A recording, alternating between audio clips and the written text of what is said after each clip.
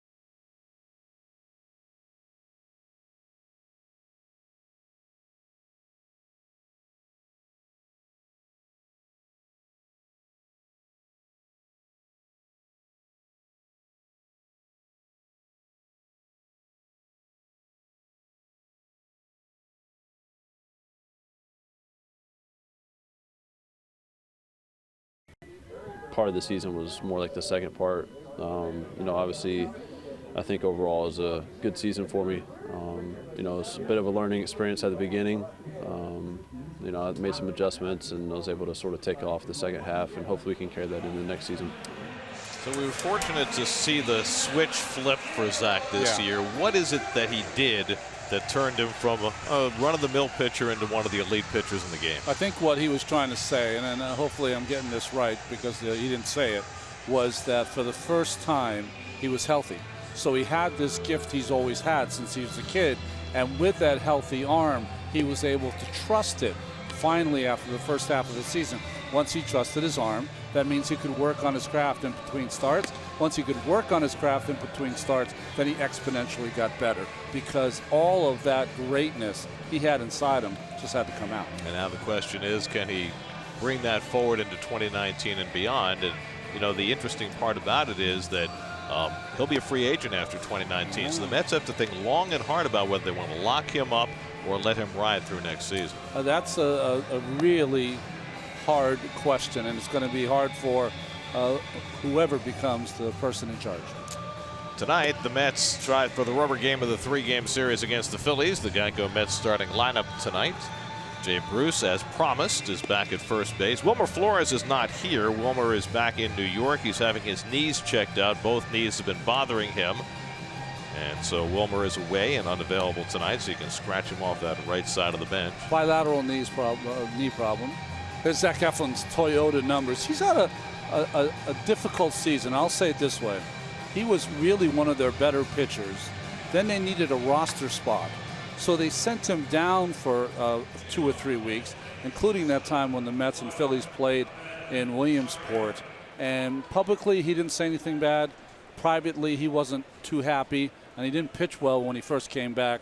But he pitched great in his last start against the Marlins, where he went 6 1/3 and gave up a run. Ahmed Rosario leads off for New York, 1 for 9 in the series. Eflin's first pitch of the night is fouled off, and we're underway. Rosario took an 0 for 5 last night.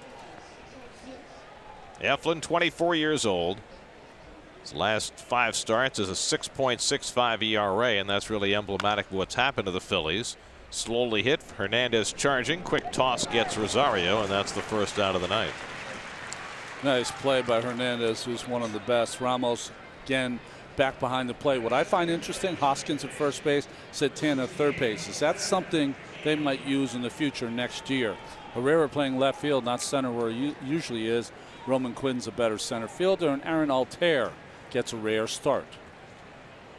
For Hoskins, just his 5th start at his natural position of first base this year. Santana's been moved across the diamond a few times recently. Here's Jeff McNeil bluffing at a bunt and taking ball 1. McNeil 5 for 9 in this series. In fact, he's hitting .463 in the 10 games he's played against the Phillies this season. And he draws Santana in a little closer after bluffing that bunt.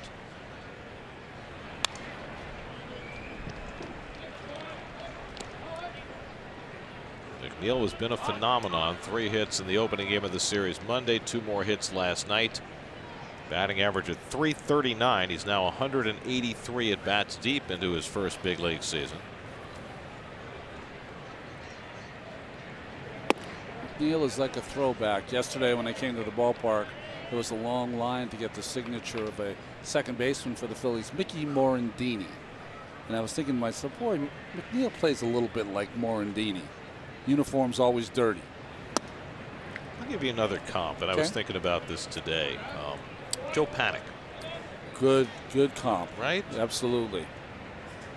Just a heady ball player, puts his bat on the ball. A ball player. Right. Left-hand hitter. And there's ball 4, and McNeil, who doesn't walk a whole lot, is on base with a walk. And the Mets have the first base runner of the night. And now Michael Conforto, who had a huge night on Monday night with 6 runs batted in, took an 0 for 4 last night. The Mets struck out 15 times last night, including Conforto twice. 24 in the game between the two teams. And that was kind of the norm in Major League Baseball last night. There were 8 games last night where there were 20 or more strikeouts.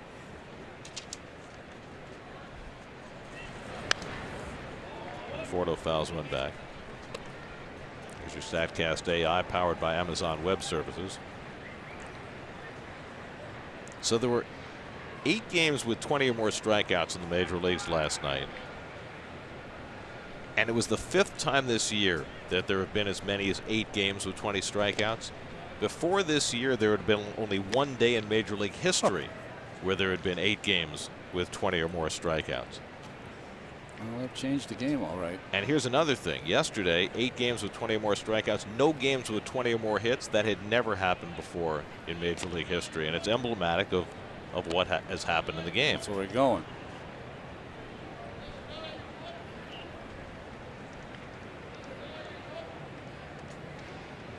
That's why when you get a young player like a McNeil who puts his bat on the ball, doesn't strike out, it is so refreshing in this atmosphere. And Eflin misses with the changeup, and it's 1-1. Danny, if you show me the shift, I'll tell you though what they're going to have to do. Philadelphia is they're going to have to move Santana to the right side of the diamond and move J.P. Crawford over there to cover all the space. A pop up or anything, foul on the left side, he has more speed to cover more ground. And a bounced pickoff throw gets away, and McNeil to second. He'll stop there as it's backed up by Hernandez. So Eflin with a dreadful pickoff toss, and the E1 moves McNeil to second base. Quick feet, and then just spikes it. Tried to be backhanded by Hoskins. I don't know Hoskins at that position well enough. The only way really to make that play is to heave your body in front of it and try to block it with your chest. So a walk and an error put a runner in scoring position with one out. 1-1 the count to Conforto with Jay Bruce on deck. And Michael lifts one foul off the left side, 1-2. Well, Conforto's had recent success with runners in scoring position, 6 hits in his last 6 at bats. It's one shy of a Mets club record. 7 for 7 with runners in scoring position. 3 guys have done it. Okay. Darryl Strawberry, right? Really? Expect that. Ray Knight, clutch hitter. And the third one was J.C. Martin in 1968. Really? Backup catcher. More famous for getting hit by a throw after a bunt in Game 4 of the World Series in '69 than for anything else. I'd like to know if that 7 for 7 came over like 4 months. Still in all, J.C. Martin in the Mets record book, and Conforto with a chance to tie him right now. But down in the count, 1-2. And he fouls back high fastball, still 1-2. I don't know if Eflin's got the kind of pitches that can get Conforto out. He's got a good fastball, but it has running life that runs back over the plate, sinks a little bit, but not a lot. If Conforto concentrates on the middle or the other way, he could do some real damage. That saw Eflin 11 days ago. He hooked up with Syndergaard that night, and the Mets routed him 6 runs in 3 innings. And Conforto bounces one on the right side, and Hoskins makes the play to Eflin for the second out as McNeil goes to third, and the J.C. Martin, Ray Knight, Darryl Strawberry streak is safe. So Michael will just have to start a new streak. Started today. Now Jay Bruce. Jay was 0 for 4 last night, and for the first time in almost a week, he is at first base tonight. And he'll probably get most of the reps at first base the rest of the way, as the Mets try and ease him into that position with an eye toward next season. And Eflin throws a fastball by him, 0-1. Eflin's ERA in 3 starts against the Mets this year is 7.98, and his ERA in 6 career starts against the Mets is 6.10. Good off-speed pitch there, and he gets ahead 0-2. Well, he's shown a good changeup here.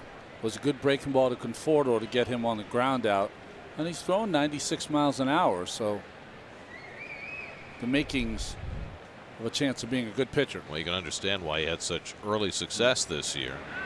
And he strikes out Bruce on 3 pitches. So Eflin off to a good start despite the bad pickoff throw. Noah Syndergaard heads to the mound when we come back.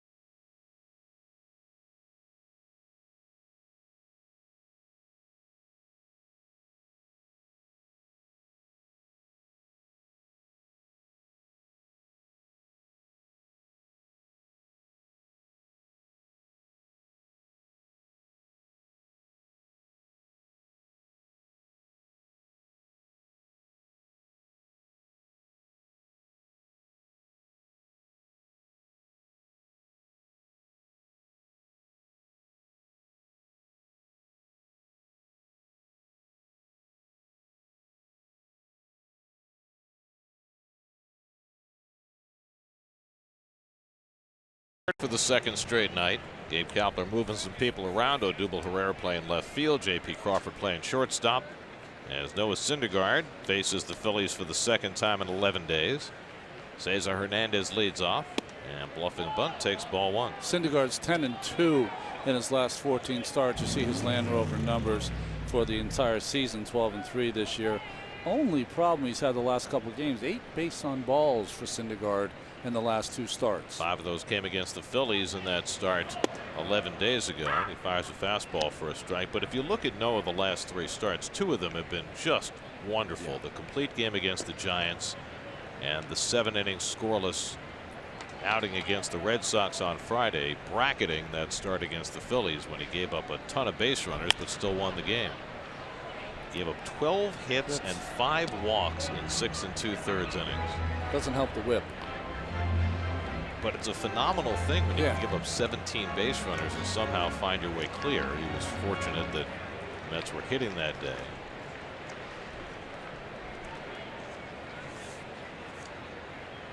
One-two coming to Hernandez, and it's up and away 2-2. The last time that the pitcher won a game in which he allowed at least 17 base runners was in 2006. Mark Redmond for Kansas City. 17 base runners against the Orioles and got a win. So 12 years. Noah does things that are not often done. And he strikes out Hernandez for the first out. So Noah starts this night with a K. I don't know if this was a changeup or a slider. I'm going to guess slider because it had a little spin on it.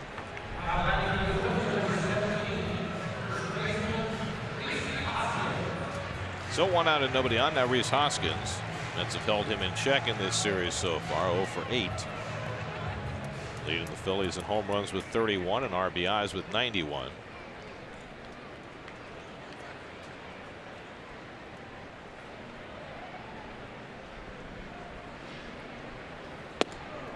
Syndergaard makes him move his feet for ball one. It made him move his feet this entire series. Oh, not a bad strategy. Yeah. Hoskins is a threat every time he steps in the batter's box.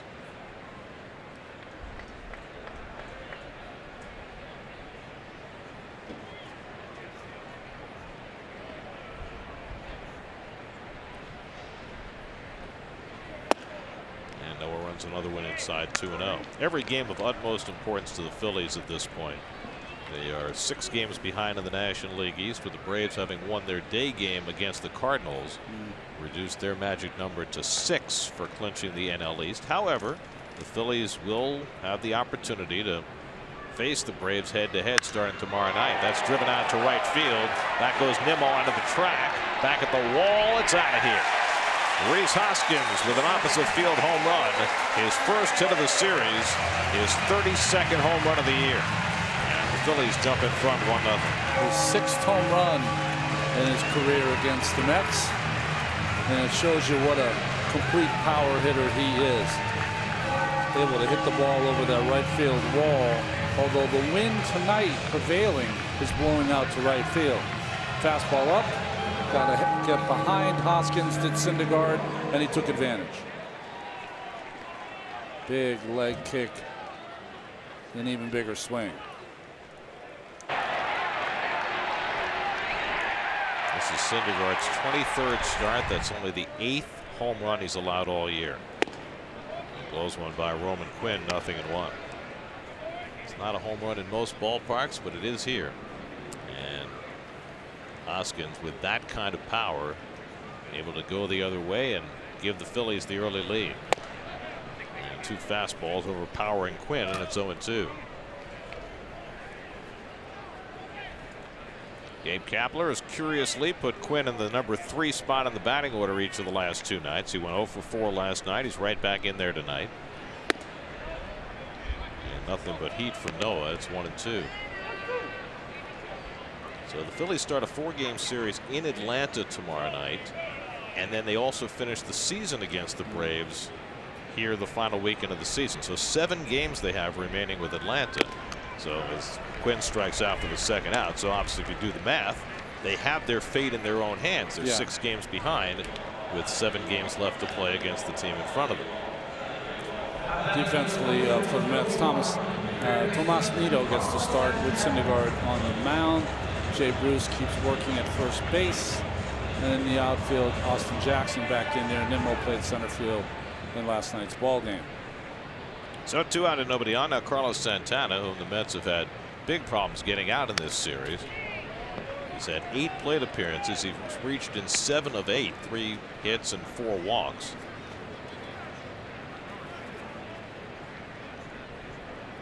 Santana now with 103 walks. Most by a Philly since 2007.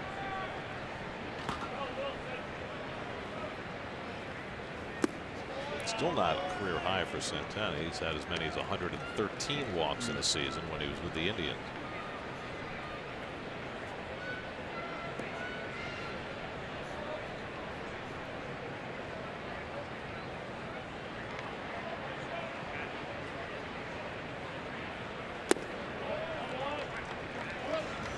Mets pitchers keep trying to entice Carlos Santana to swing out of the strike zone. It's just not going to happen. He has that good of an eye.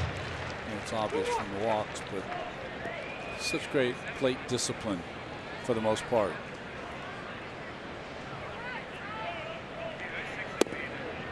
Curveball drops in for a strike. First curve from Syndergaard. It's 2-2. Great breaking ball late. Behind in the count, 2-1, gets it back even.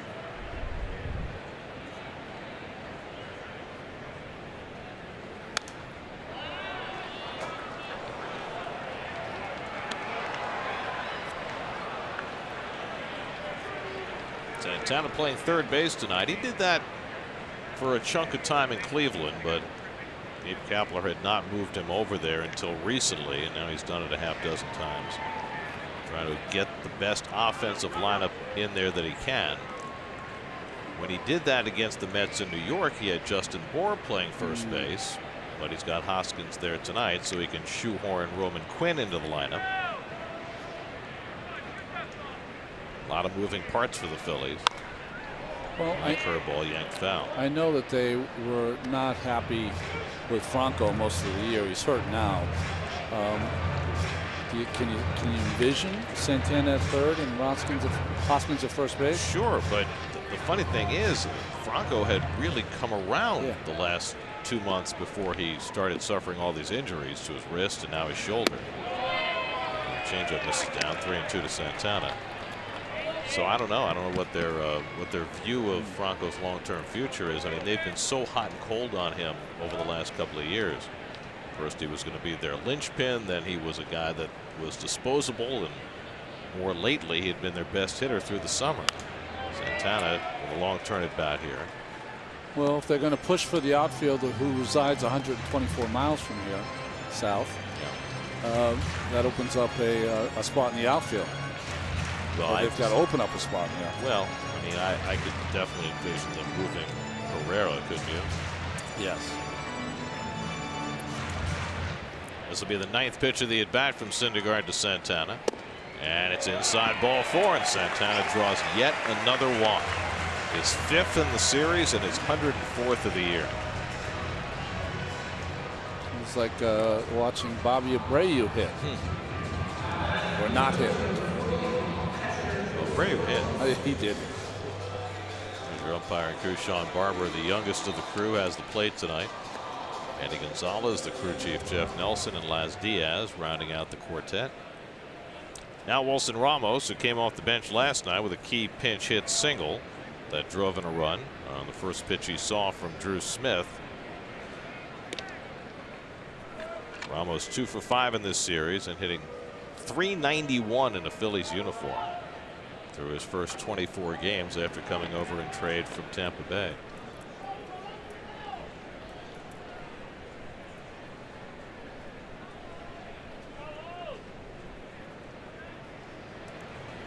And it probably wouldn't surprise you, given his level of success against the Mets throughout his career, that he's got great numbers against Syndergaard. Yeah. 7 hits and 18 at bats. Hits everybody. If you were orange and blue, Wilson Ramos will get you. Maybe they should sign him. Although that's a double-edged sword, Yeah, right? yeah, Because then he doesn't hit against you, but he also doesn't hit against you. You know what I mean? Yeah. 1-1 to Ramos. Can't inflate his batting average facing the Mets, but at least I don't know. keep from getting bludgeoned by it. I'd like to have him on my team. We would just have to have a real potent second string catcher, because he's 100 games a year maybe. Certainly has been a physical liability over the last few years. The last time that he was getting ready for free agency 2 years ago, remember, he blew out his knee right before the end of the season. And Tampa Bay gave him a 2-year contract, knowing he wouldn't be able to play till the second year of the contract, to tie him up, to ensure that he would be with the team.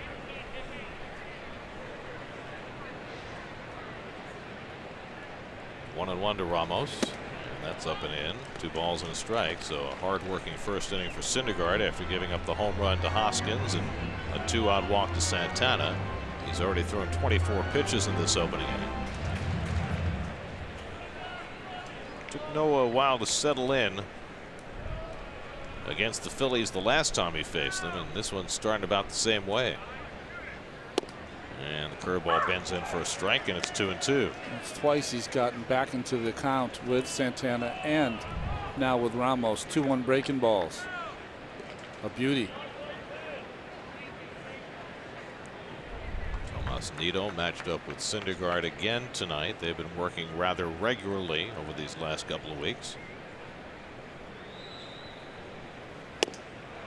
And he gets Ramos with the slider to end the inning. So 3 strikeouts in that first inning for Noah. But in between, Rhys Hoskins going the other way on a 2-0 fastball. Clears the wall in right for his 32nd, and the Phillies lead 1-0 after 1.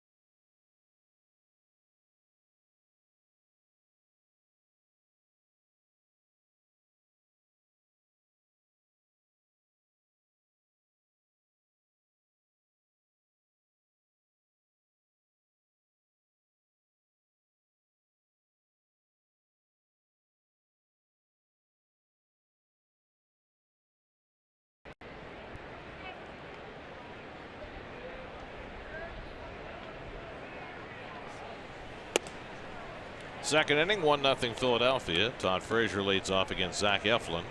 Todd's 1 for 8 in this series and 2 for 17 on the road trip. And Eflin throws a slider past him, and it's 1-1. It'll be Frazier, Nimmo, and Jackson for the Mets in the second. Eflin worked around a walk and an errant pickoff throw in the first inning. He works away to Frazier, 2 balls and a strike. Zach Eflin, originally drafted by the Padres in the first round out of high school in Florida. He was traded from the Padres to the Dodgers for Yasmani Grandal, and then the next day traded from the Dodgers to the Phillies for Jimmy Rollins. He was in the winter of 2014, 2015. That's pulled into left field, a base hit for Frazier. So the Mets have their first base hit of the night. MLB.TV is now available at a lower price for $25.99. Watch every out-of-market regular season game, plus get a free subscription to MLB at Bat Premium. Blackout and other restrictions apply. Visit MLB.TV to take advantage of this limited time offer. So Frazier's aboard to lead off in the second. And now Nimmo, who has now reached base safely in 25 straight games. On base percentage for the season at .397.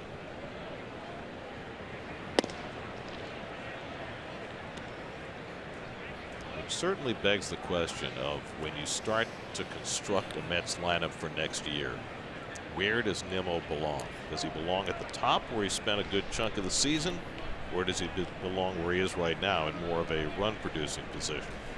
Well, with Rosario and McNeil, I don't know if he's going to belong at the top.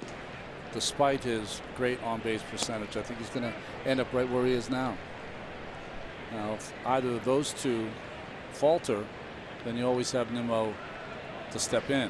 Well, I think ultimately it's going to depend on what you perceive Rosario to be as far as what his on-base percentage is likely to be. Now, he's obviously been better the second half of the year, but his on-base percentage is still under 300 for the season.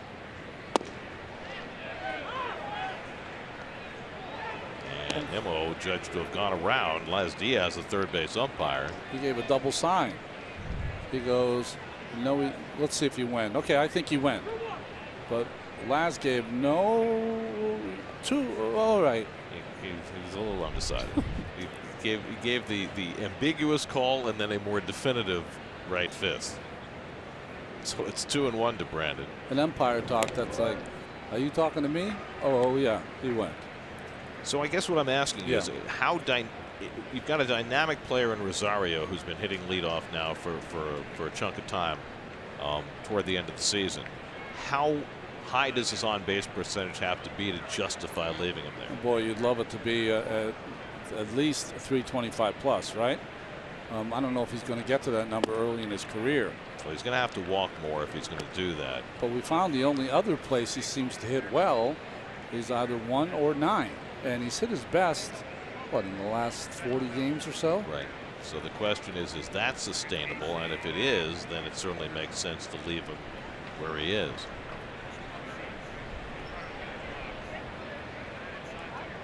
Eflin behind on Nimmo, 3-1 with Frazier at first. And Brandon fouls off the fastball, 3-2. Usually you spend a lot of time evaluating players from other teams. I think the Mets' hardest job this winter, whoever has to make those judgments, is evaluating their own talent. That's very true. Because you're trying to figure out, is Nimmo a budding superstar, or is this the best you're going to get from him? You have to figure out, is McNeil what he's shown through less than 200 bats? Frazier runs and it's outside ball 4, and the Mets have 2 men on. You know, is Rosario's last 2 months indicative of what he's going to be going forward? Does he have another level to reach? And those are all difficult questions. They are. Second walk given up by Eflin, and the Mets have 2 aboard for Austin Jackson. Remember, guys like Nimmo and Rosario are going to be spending next year their second kind of full seasons. I know Nimmo has more time, but you know what I'm saying, as a guy that's out there almost every day. So the league this winter is certainly going to try to make adjustments to both of those players. Which you can make the argument they have done over the course of the season. Yeah. And I think you have to give a lot of credit to both of them, and to McNeil as well, that they have seemed to have made the adjustments they've needed to make as pitchers have tried to figure them out. You know, Rosario, and this is easier said than done, if he ever gets to the point where he can get the swing at strikes, he's going to do real damage. But, you know, listen, I've said that about a lot of players. It's not easy. Jackson 1 for 5 in this series, and he shoots 1 foul. 0-2. Like, if you take the best example, would be Santana on their team. If you ever watch him during his course of a series, how many balls he swings at that are out of the strike zone? You can go a whole series where you never see him once. Well, you can say the same thing of Nimmo. Yeah, right? Nimmo too. Nimmo occasionally will swing something above the strike zone. His biggest issue was dealing with the middle of the season when they were trying to bust him inside. Slider taken down by Jackson, 1-2. And he seemed to figure out that part. He did, just to get hit 25 times a year. That'll lead them to stop working you so close. Tomas Nido hitting 8th in the order, waiting on deck. It doesn't count the 2 that he was called back on for getting hit. Right.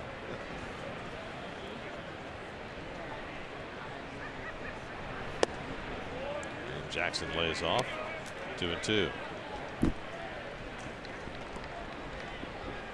Zach Eflin's already walked 2 in this game. So he averaged 2.3 walks per 9 innings this season. So that's pretty much against type.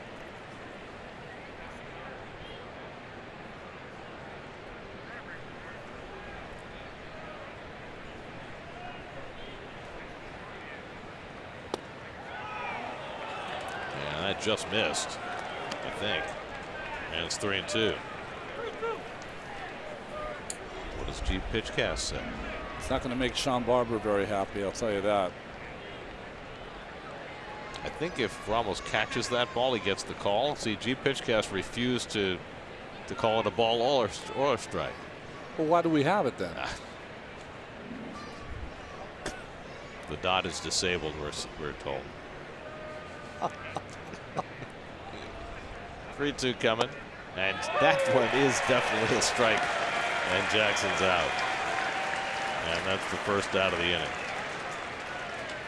Jackson tempting fate after taking the previous pitch that was probably a strike, and it's in the same spot. And this one called a strike. Well, good job by Eflin by not losing his cool and being able to make that pitch twice in a row. So 1 out now. Nido, who's 1 for 3 in this series. Frazier at second, Nimmo at first with 1 out. Mets down a run in the second.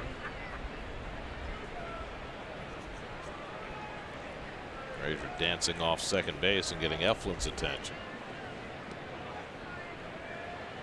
Since 2012, the Mets are 82-49 against the Phillies. Only 3 major league teams that have won 80 or more games against an opponent the last 7 years. The Dodgers against the Padres, the Braves against the Marlins, the Nats against the Mets, and the Mets against the Phillies. And that's it. The Nationals are slightly better against the Mets over the last 7 years than the Mets are against the Phillies.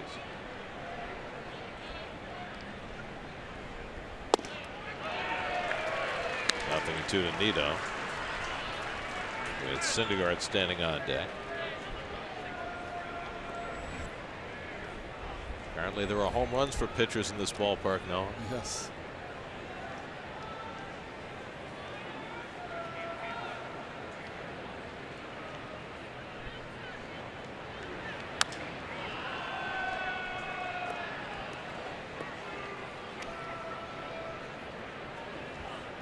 Eflin averages just a little over 5 innings per start. If you watch him pitch the first 2 innings, all you really see is 2 pitches, you know, sinking fastball and a good slider or breaking ball.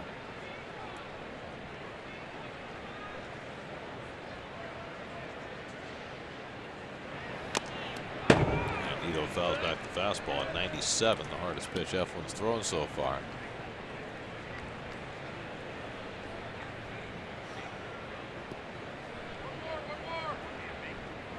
Has some pretty weighty splits between the lefties and righties. The lefties are hitting 62 points higher against him than the righties, and you can see why with him predominantly throwing fastballs and sliders.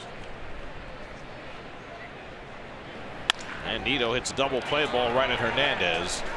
The turn by Crawford for the 4-6-3 double play, and that gets Eflin out of trouble in the second. Still 1-0 Phillies.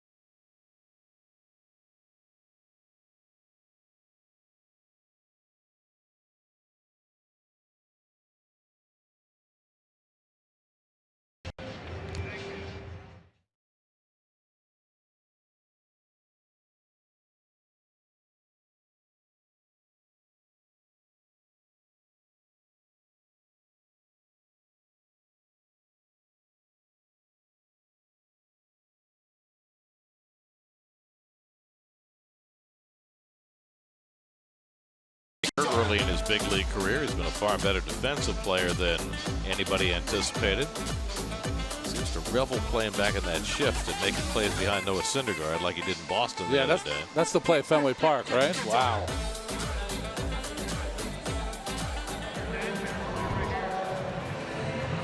To me, the most impressive thing about McNeil is the adjustment that he made in turning the double play just in the first couple of weeks after he got here. From a very long arm action to something a little quicker. Yes. He's got to get a different number, though, but he can't turn it in now because he's red hot. Odubel Herrera leads off for the Phillies in the second.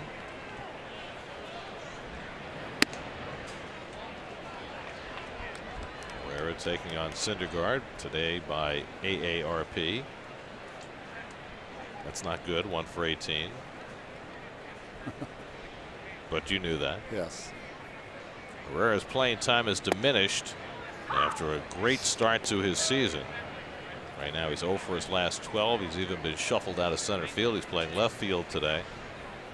Well, the initial start to his season didn't start great. He was not in the lineup for opening day.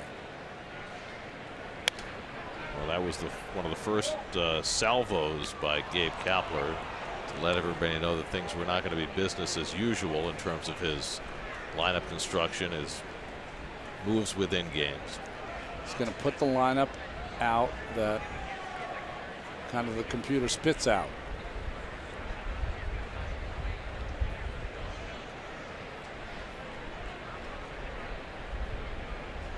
One-two coming. And Herrera down on strikes.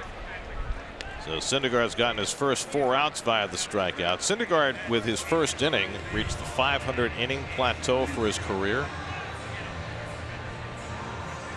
He now has 560 strikeouts through 500 2/3 innings. It's the most strikeouts any Met has ever had in his first 500 innings for the Mets. Really? Broke Dwight Gooden's record. Gooden had 546, and I guess technically Noah had 558 through his first 500 innings exactly. Anytime you can rack up more strikeouts than Doc early in your career versus early in his career, you've done something rather special.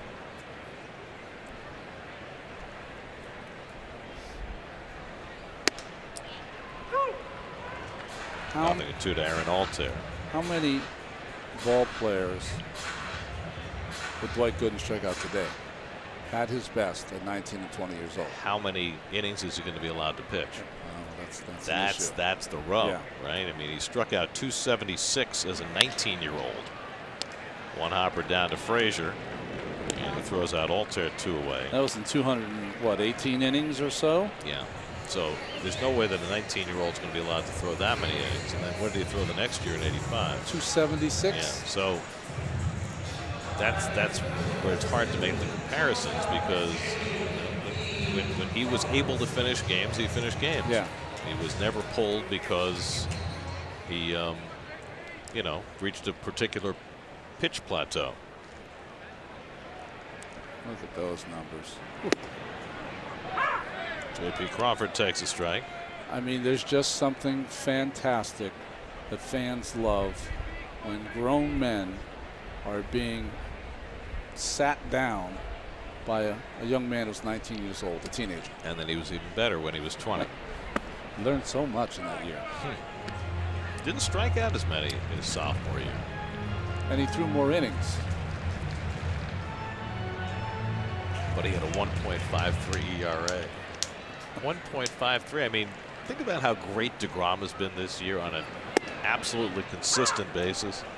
He's had no bad starts all year, and yet his ERA is a quarter of a run higher than Doc's was that season. Doc's ERA going into September of 1985 was about the same as Jacobs was, in the 1.7 something area. What, he allowed 2 runs in September? 2 runs in 53 innings. 2. It was a joke. I used to do games on the chart, and you'd have 12 strikeouts, 9 innings, 4 hits, no runs, 1 walk, 12 strikeouts, 97 pitches. And he did it with 2 pitches. Fastball and a curveball. That's it. No slider, no changeup, no 2-seamer. No, there was no fooling involved. 2-2 to Crawford. And he gets one in the air to shallow right center. McNeil playing back in the shift is there to grab it. And that retires the side. So Syndergaard gets a 1-2-3 in the second. 1-0 Phils.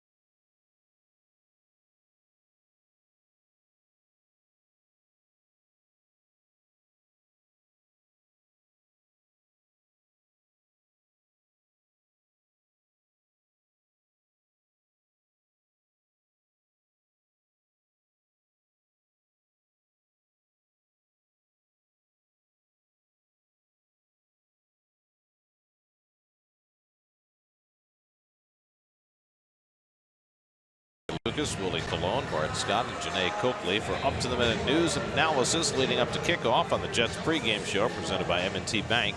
Coverage begins tomorrow at 5:30 p.m. only on SNY. Center City, Philadelphia for the final time in 2018. Title town here for NFLers. I mean the Eagles. The Eagles. That's what they call them. Really? The Eagles. IGGLES. They call whatever they want. They're champions. Noah Syndergaard leading off, flies one down the left field line. Herrera over to the sidewall, but that was probably playable if he comes around the front of the stands. But he didn't. He came behind the young woman with the stool. So if he comes in front of her, that ball landed in the front row. But I don't think he could have got there anyway. Bad hands. Well, this is also something really new for Herrera. You mentioned last night he's an infielder playing the outfield, but now he's a center fielder playing left field. Which, you know, you think of center field as being the more athletic position, but the corners are harder to play because of issues like that. They are, and the ball, you really can see the ball off the bat. You can almost anticipate where the ball's going from where it's pitched. But in left and right field, you have to react after the ball's left the bat. Syndergaard goes down on strikes. Good changeup by Eflin for his 3rd strikeout.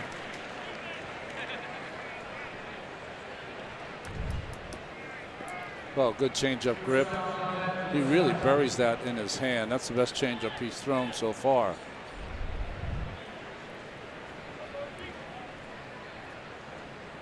So now we'll start his 2nd tour of the batting order with Ahmed Rosario, who grounded out his 1st trip. And he takes a slider for a strike. No, we spent the open talking about Zach Wheeler. Is Corey Oswalt going to take his place? Yes. Okay. They'll pitch Saturday in Washington. Now, the Nats are off today, which is unusual, having Wednesday off. And what that means is that instead of pitching on his regular day today, Max Scherzer will go after an off day tomorrow against the Mets. Scherzer against Jason Vargas in the opening game of that series. So the Mets made a little dent in Aaron Nola's Cy Young chances. They'll try and do the same against Scherzer. DeGrom against Joe Ross. I think it's Ross's third start. Nice play, Hernandez. Does he have a chance to get him? He does not. Didn't get enough on the throw against the speed of Rosario after a tremendous stop up the middle, and Rosario's got an infield hit. Well, ball hit extremely hard. Unbelievable that Hernandez was even able to get it, but one hop throw, but not enough on it. There he goes, hustling, and runs right through the bag. You mean he ran through the bag instead of diving for the bag? He ran right through the bag, touched the front of the bag. Run like the bag is 10 feet behind the bag. That can't be faster than diving for the bag, Ronnie. I don't know. There's a debate. Well, I was a little stunned when I heard the reaction of Mickey Callaway over the weekend when Jeff McNeil went headfirst into first base trying to beat a play.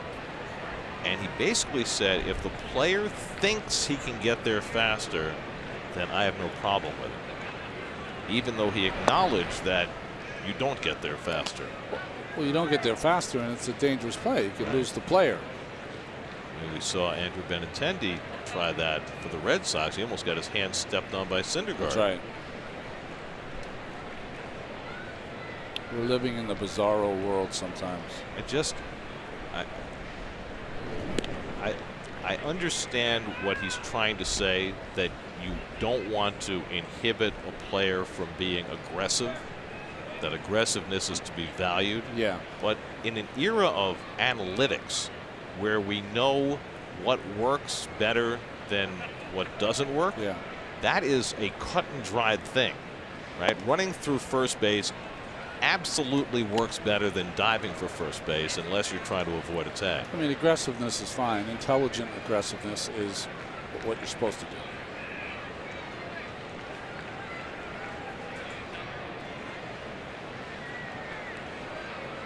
Two 2-0 to McNeil, who walked his first time up. Not a guy who walks a lot, but he's taken some pitches out of the strike zone early in this game. You could see with McNeil, the free swinger, and as he's looking down at the signs from Glenn Sherlock, speed of Rosario. You can see Rosario taking off here. Kind of a run and hit, not hit and run. And Eflin certainly has that in mind. Rosario needs one more for a 20 stolen base season.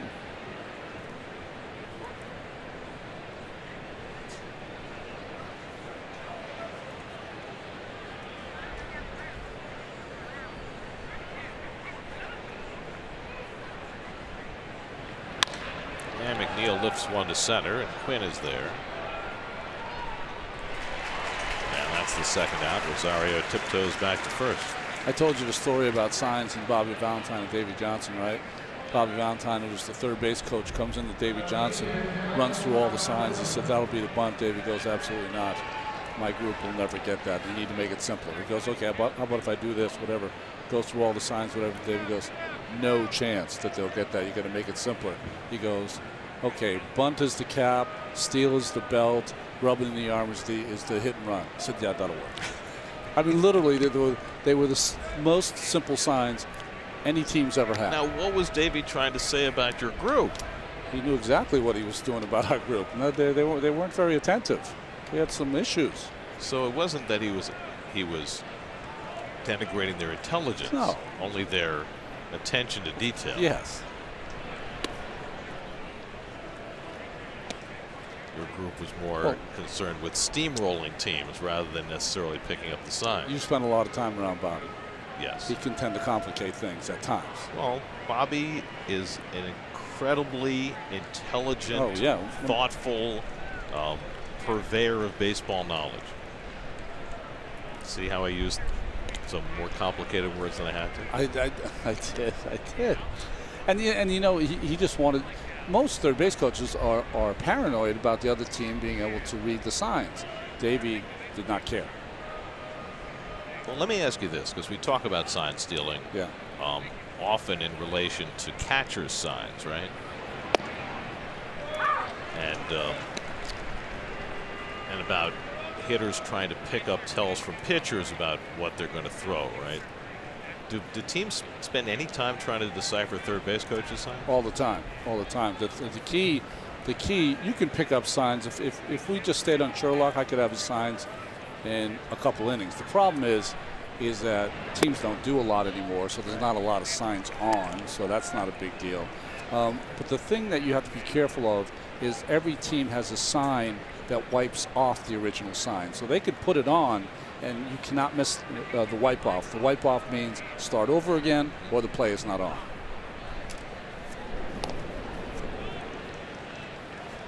Did you tell me at one point you had a third base coach who had a different set of signs for every player? Yeah, you did. You did.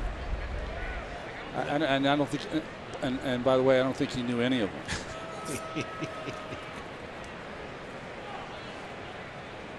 2-1 to Conforto. Now Rosario runs.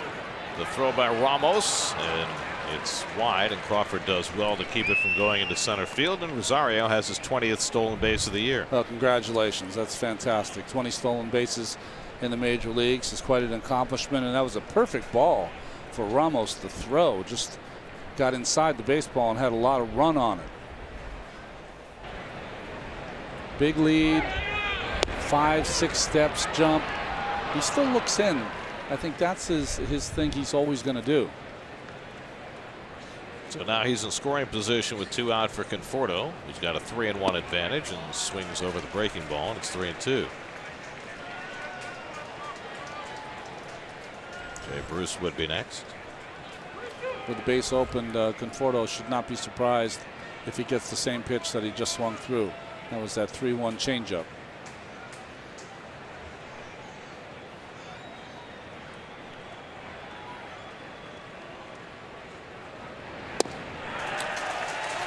And Eflin comes back to strike out Conforto to end the inning. 4th strikeout for Eflin, keeps it 1-0 Phillies in the 3rd.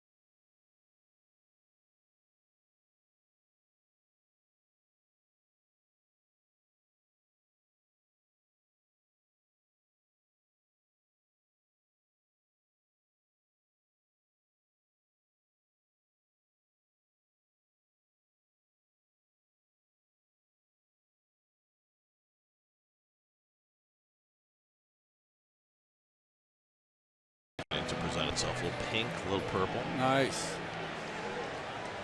Let's send it downstairs to Justine Ward. Justine. Thanks, Gary. It's beautiful down here, too. Well, Jay Bruce is still adjusting to playing at first base, and he told me it's the little nuances that can be pretty tricky. Things like the balls bouncing off the bag, what balls to go for, and he told me he had to incorporate some core work into his pregame routine, not only because of the injury that he did have to his hip, but also because there's a lot more hips involved playing at first base, Gary. A lot more bending over at first base, that's for sure. Yeah, you know, there's a whole different thing to being in that ready position at first base as opposed to being in the outfield, where you kind of, most outfield is kind of in a casual ready position, be able to go either way. First baseman usually get a little lower. And Jay doesn't get as low as most, but certainly lower than he does in his outfield spot. I mean, really in the outfield, all you have to do is be on the balls of your feet, right? Really, yeah. You want to be able to go left, right, and back. So you really have just a kind of a ready position, athletic position. But in the infield, you want to get down as much as you can. Why? Because then, I mean, you always want to work on ground balls from the bottom to the top. The lower you get, the easier it is to start at that bottom. Also, you have to explode, you know, on a hard hit ball to your left or right. It's easier to do that from a lower spot. Yeah, and you're only doing a couple of steps. If a ball is out of your, maybe out of your reach, it's 2 steps and a dive. Eflin didn't swing, and it's 2-2.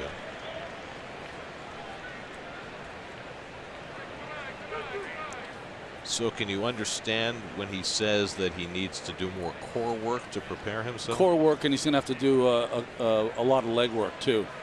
Quad work. Eflin down on strikes. That's 5. First time through the batting order for Syndergaard. 1 out in the 3rd.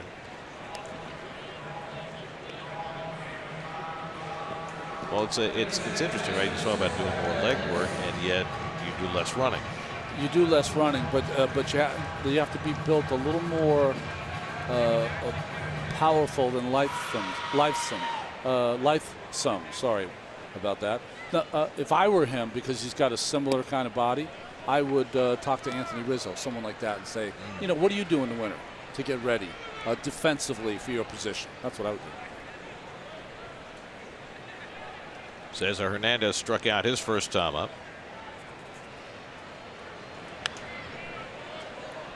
And Anthony would say, well, I usually don't start my workouts till November, but in November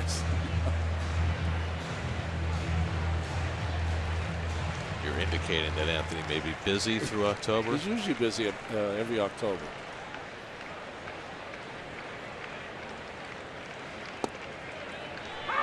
Hernandez takes a knee-high fastball for a strike, 1-2. Their Spectrum high-speed pitch, never really a contest when Noah's on the mound, but Eflin came close.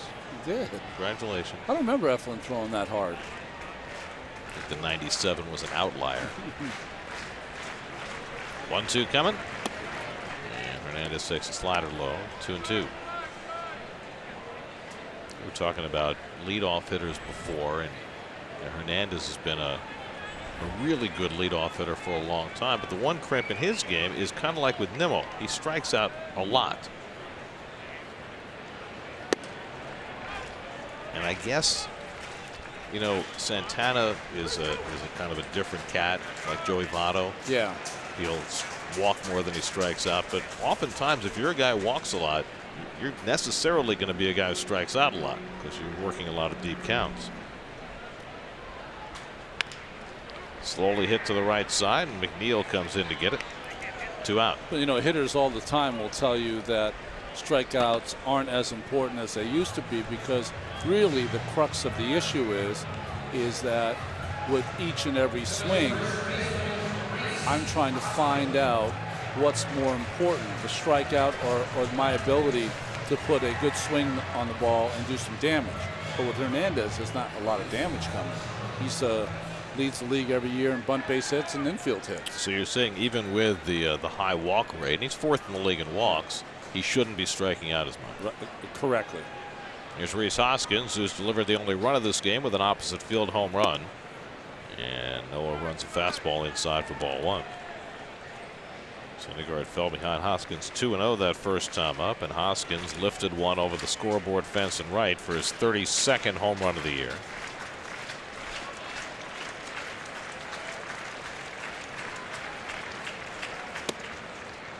And again, Syndergaard falls behind him 2-0. Nobody has more than 35 home runs in the National League. Carpenter still leads the league with 35. Muncy's got what, 33, 34? Muncy's got 33. Story has 33. Baez has 33. Harper has 34. Arenado has 34. So it's quite the race for the home run title. Nothing like in the American League, where Chris Davis has already hit, what, 43? Yeah. They're at the National League leaders. Tough loss for the Rockies last night. Gave a cheap run to the Dodgers, then Chris Taylor ended it on a walk-off in the 10th. Home run against Adam Ottavino. So the Rockies have taken the first 2 of that series. Or the Dodgers, excuse me, have taken the first 2 of that series and gone a game and a half in front. Arizona lost again last night, so they're just about done. 4-13 in September. Freeland matched Kershaw pitch for pitch, though.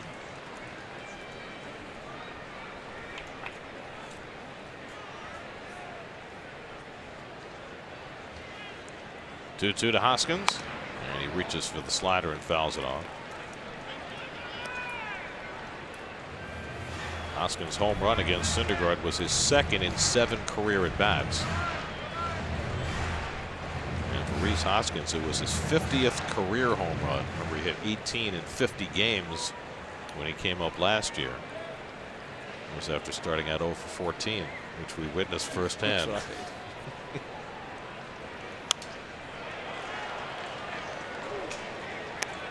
Remember, we kept having shots of his girlfriend and the agony of all those fruitless at-bats to start his career. Poor girl. Yeah, they've had plenty to celebrate since. Yes, they have. 50 what in 191, 92 games, 192 games? Pretty good, right?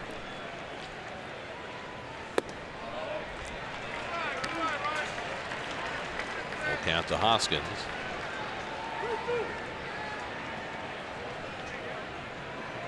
Now they're throwing a lot of pitches early in this game. This will be the 8th pitch of the at-bat to Hoskins. And he floats one into shallow right center. Nimmo diving, can't get it. Hoskins trying for 2, and he will make it safely. Nimmo came streaking in on that little flare. Came close, but wound up knocking it across the outfield, and Hoskins winds up with a double. Boy, he almost got there, though. He got leather on it just off the end of his glove. So nice hustle by Nimmo, and unfortunate that the ball went away from he and Jackson and turns into a double.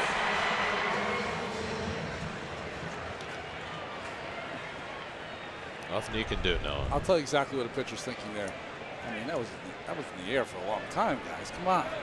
I did my job. Soft contact. Here's Roman Quinn, who struck out his first time up. Hoskins at 2nd and 2 out. So, you know, extra base hits come in all varieties, right? You hit one over the fence, it's an extra base hit. Little flare that the right fielder knocks across the outfield, that's an extra base hit. Exactly. So Hoskins now has 67 extra base hits this year.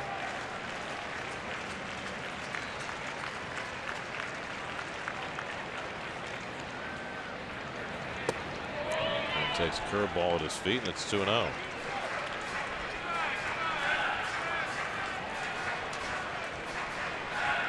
Syndergaard has struck out 5 over the first 2 2/3. But this Philly team sees a lot of pitches, and they're doing that to Syndergaard tonight. He's up over 60, working in the 3rd.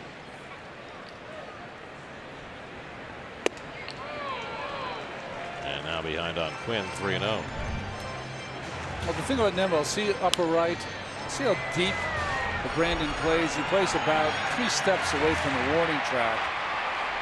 And I know that Hoskins has tremendous power, and he hit the ball over your head for a home run, but playing that deep makes anything not hit on the nose a possible hit. And the reason I'd like him to play a little shallower is because if Hoskins gets one, it's going to be in the stands anyway. Well, you have to have confidence in your ability to go back on a ball well enough that you're not playing back on the warning track, which is almost where he was against Hoskins. 3-1 now to Quinn, and that's inside ball 4. And now the Phillies have 2 men on. Second walk given up by Noah, and his 10th walk in the last 3 starts, which is very unusual for him.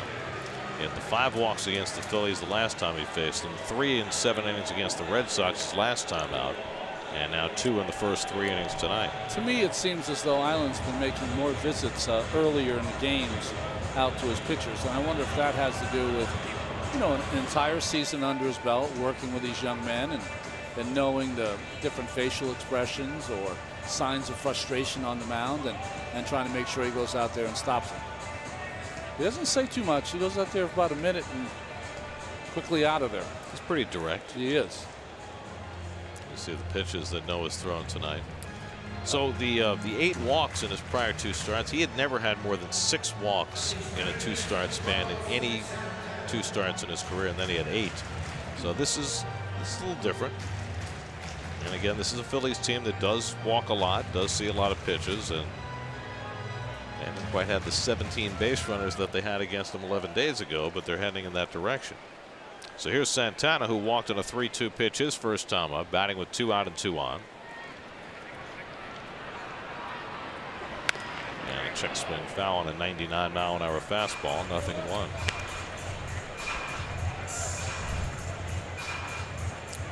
It's a good break right here. Would have been a ball, but just off the end of the check swing from Carlos Santana.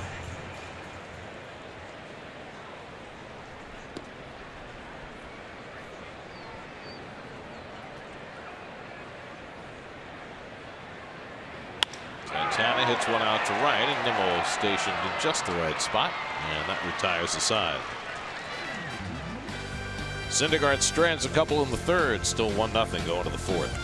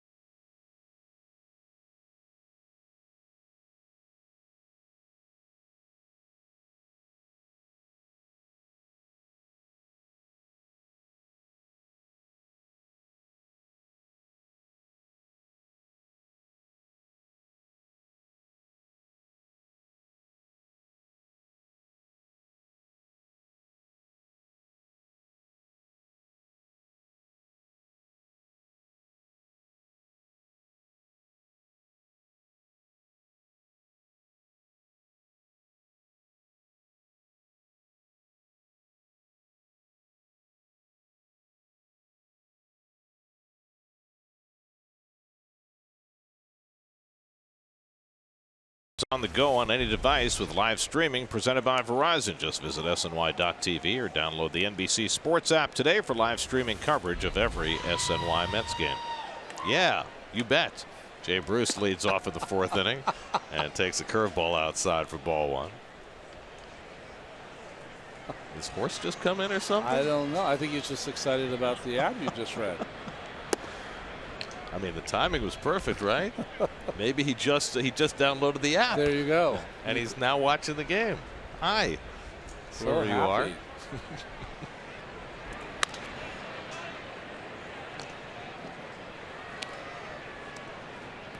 Two hands. Always play those ground balls with 2 hands.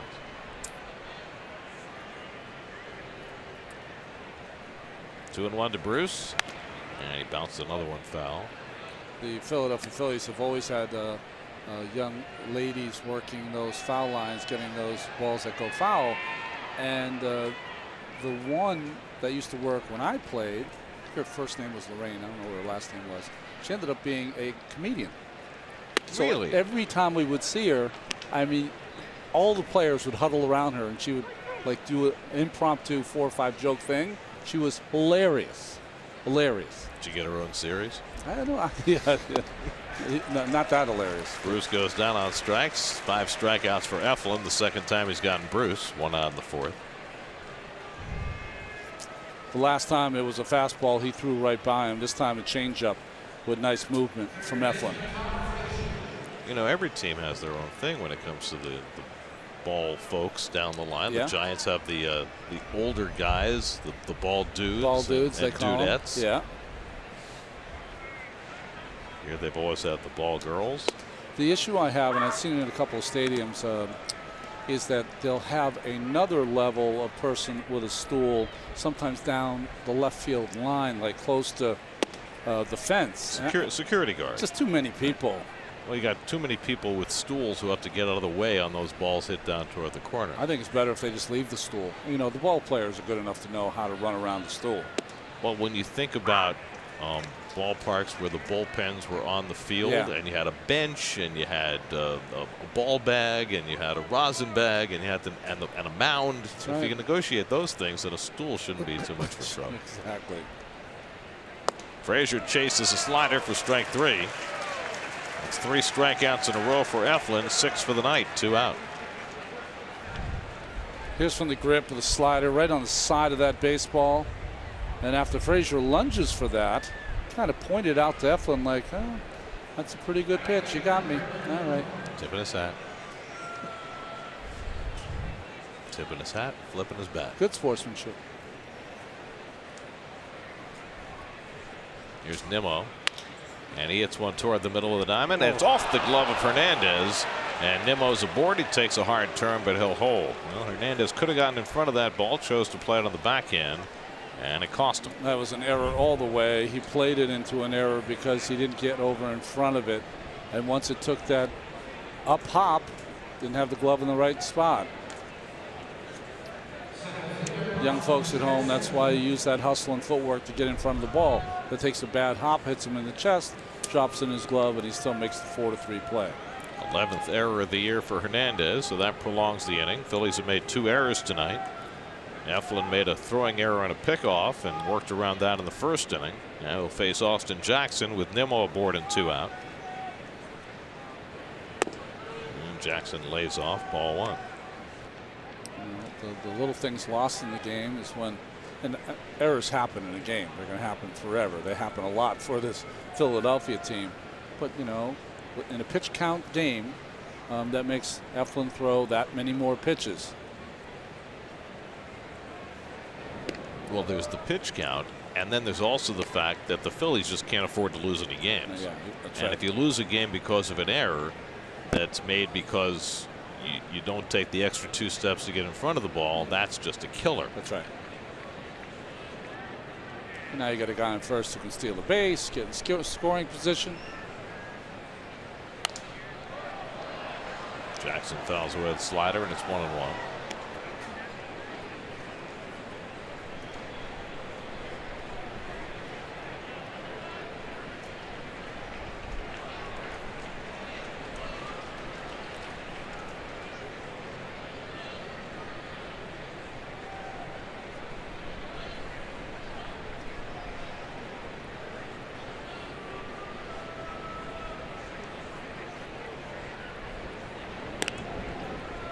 Have already stolen 1 base tonight. That was Rosario.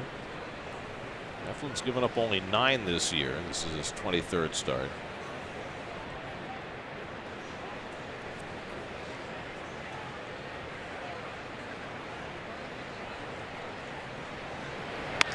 And Jackson flares one foul. 1-2.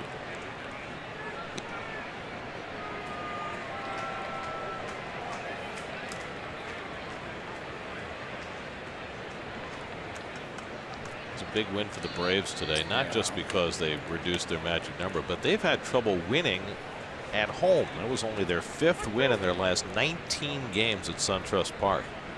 And they've got that 4-game series with the Phillies starting tomorrow night. The bullpen was a little better, although they loaded the bases, or A.J. Minter loaded the bases in the 9th inning. 2-hopper to Crawford, gets the force play, that ends the inning. So Eflin for a second time works around an error. Still 1-0.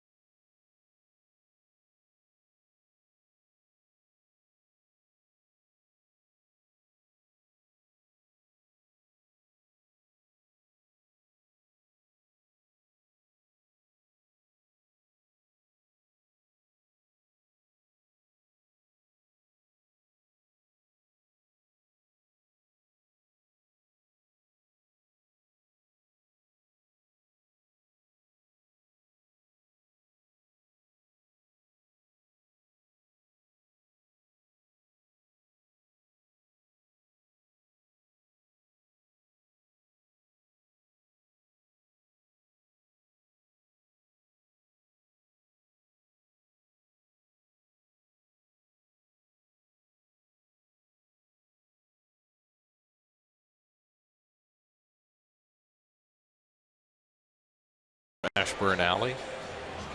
Great Philly. 62 Met MVP. Yes. Beloved partner of Harry Callis on Phillies radio and TV. More hits than any player in the 1950s. Richie Ashburn. Wilson Ramos fouls off the first pitch in the bottom of the fourth. I know this is a tough question, but I never got to hear them as a partner. Right. Great listen. Whitey and Harry. It was a great listen because they were such great friends, and it was so understated. Incredibly understated. I mean, Whitey had this great dry wit. Harry, of course, had the unbelievable voice. Bouncer toward the hole, and that'll sneak through for a base hit for Ramos. And the Phillies get the leadoff man on in the fourth. So, yeah, it just worked perfectly. Oh, and nice. the Philly fans loved them. Still talk about them. I don't know why I never heard them, because when we used to play, certainly they were the announcers, but they didn't have the feed into the clubhouse. They were not the kind of duo that filled the airwaves with a lot of sound. Yeah. There was a lot of quiet time, but a lot of gentle ribbing and just a real understanding of each other and love of the game, and it was special. It really was. And I know that just from people I've talked to who live in this area, beloved those two announcers. Now, I don't know if you got to spend any time around Whitey, but he's also like the nicest human being ever. Yeah, I spent time around him. He used to love to come to the batting cage before, you know, the Mets would come in town. We'd be out there fake stretching. Odubel Herrera gets one in the air to deep right. Nimmo back onto the warning track, right at the wall. It's out of here. Odubel Herrera with a 2-run homer, his 22nd of the year. The Phillies' second home run of the night against Syndergaard, it's 3-0 Phillies.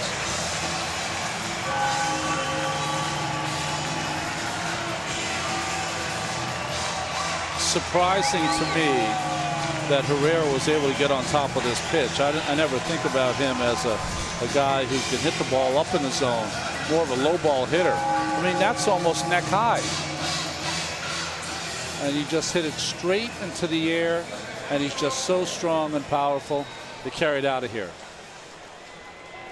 If there's any wind tonight, and there is some, it's blowing out in that direction. So Syndergaard, who had given up 7 home runs all season coming into the night, has given up a pair in this game. And it's 3-0 Phillies.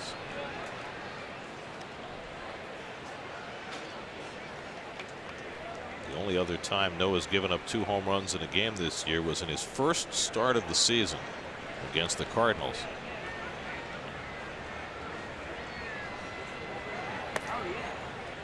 Ball and a strike to Altair, who grounded out his first time up. So the Phillies have proven to be a stumbling block coming down the stretch of the season for Syndergaard. He had the great start against the Giants when he threw his first career complete game. Then had the 17 base runner game against the Phils, although he won it. Hit hard, and Frazier on the backhand knocks it up in the air, recovers, and the throw too late to get Altair.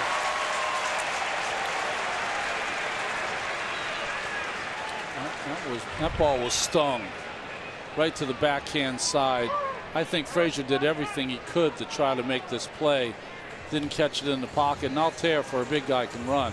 You're going to square that in air. Really? That's a tough error. That's a base hit. I mean, all you had to do was listen to the sound the ball made off the bat. That ball was hit on the nose. There's nothing you can do as a third baseman there. Took an up hop too, then just try to block it and make a play. There's nothing that Frazier did wrong there. That should be a base hit. I think someday it will become a base hit. Oh, okay.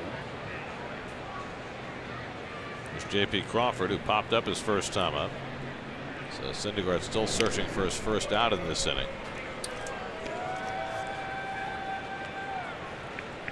You know, it used to be if as a hitter you felt as though you should have gotten a hit on a play like that, maybe your PR guy would go and talk to the official scorer, or you invite him down to the clubhouse for a conversation. It was a much more informal process. Now there's a formal review process.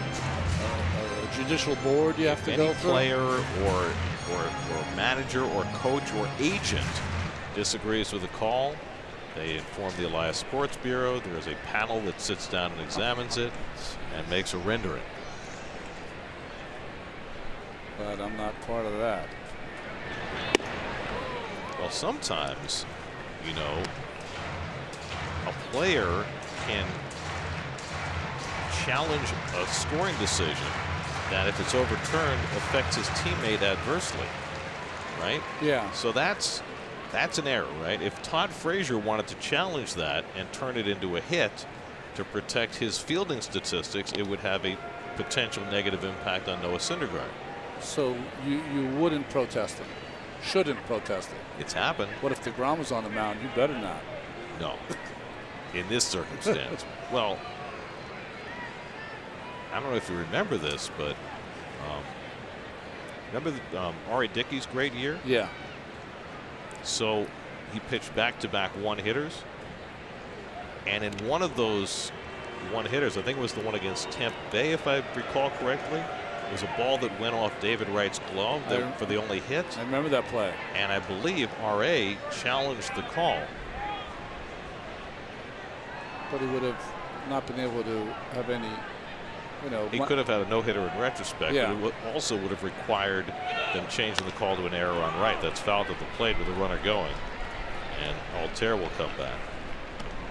So those things do happen, and it's you know, it's weird, right? Because you're trying to enhance your individual stats, but sometimes that can come at the expense of your teammate. I think it's bad form all the way around. I don't care how you look at it. So you never had a call made that you felt as though you wanted to protest or get some justice on? Hundreds. But did you ever do it? No, of course not. There you go.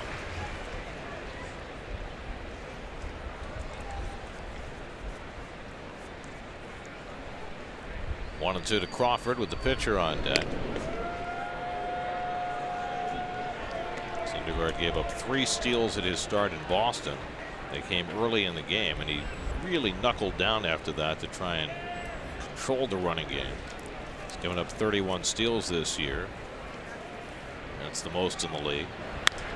Crawford pops one up, and Nito turns to grab it. Foul territory for the first out. Science of Baseball brought to you by Memorial Sloan Kettering Cancer Center. More science, less fear. Well, if you have a Twitter account and you pay attention to it, you'll see a lot of overlays. And what that is you see the ball come out of the same tunnel by a pitcher. One's the changeup and one's the fastball. And once you overlay it, you will see they both start in the same place, and one goes right straight to the bottom of the strike zone, and one stays true. That's what you see with the changeup and fastball. That's our science of baseball. Zach Eflin up there looking to bunt. He's got 6 sacrifices this year to go with 4 hits. So watching that overlay and seeing that ball come out of the same spot, I know that when a pitcher throws a slider, there's at least an indication if a hitter has good enough eyes he can see a dot on the ball. What about fastball versus changeup? Is there any tell that allows a hitter to identify the change of speed and the eventual movement? Well, your job as a pitcher is to get to a place where there is no tell. And the way you do it is that you have to make sure whatever grip you have on your fastball, your main fastball, the one you throw, you know, 90% of the time, that's the same kind of grip that you start with your changeup as you tinker with it. So when the ball comes out of your hand, it comes with the same spin. So let's say you throw a 2-seam fastball. You would not throw a 4-seam changeup, right? Because the hitter will see that straight away. If you throw a 4-seam fastball, you need a 4-seam changeup. Same with a 2-seam fastball, 2-seam changeup. So this may sound disingenuous, but then how does anybody ever hit a good changeup? Because you leave it up in the zone, or you throw it too hard, or it doesn't have movement, or you're too predictable. Well, those would be bad changeups, but how does anybody hit a good changeup? They rarely do. They rarely do hit a good changeup. Eflin takes strike 3 called, and that's the second out. 6 strikeouts for Syndergaard. Although I will say that a guy like Tommy Glavine, who won, what, 305 games in his career.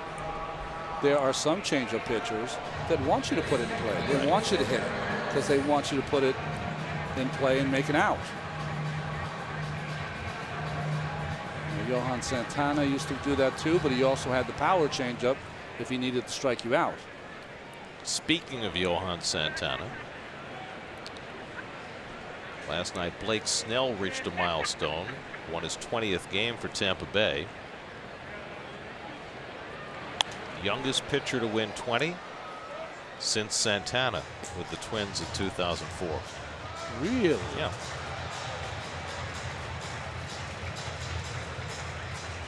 The second Tampa Bay pitcher ever to win 20, David Price, in 2012. So, Chris Sale, Blake Snell, who you got? I have Blake Snell and Jacob deGrom in each race. It was interesting. They polled, I don't know who polled them, some of the BBWAA writers, the people that vote on the Cy Young, and Jacob deGrom won handily. Not even close. And Chris Sale won the other, over Blake Snell. Runner goes, dropped by Nito, and it's a stolen base for Altair, just his second of the year. And this first steal of the night against Syndergaard. Couldn't get a better pitch to throw on. You see how he comes straight out left? If he came out a little straighter through the hitter, that ball would hit him right in the middle of the face mask and would have been an easy one to transfer. Easier one to transfer. So another runner in scoring position. Hernandez is 0 for 2 tonight.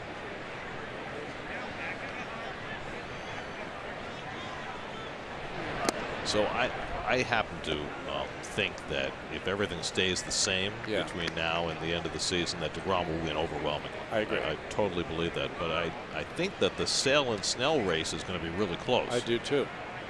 The only problem is Snell spent one time on the disabled list. Right. Chris Sale has spent 2 times on the disabled list and now is just coming back, getting ready for October.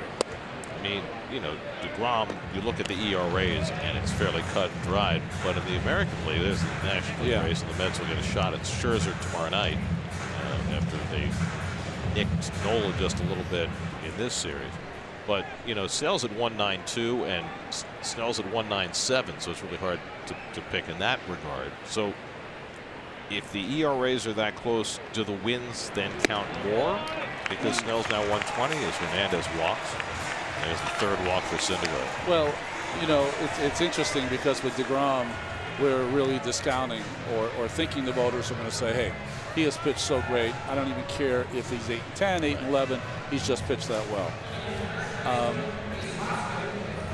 But it's going to matter, I think, because Snell has done something, and everyone's overlooking it because all they want to talk about is the opener. Couldn't do the opener in Tampa Bay unless you had a guy like Blake Snell every 5th day giving you a gem, and that's what he's done all season long.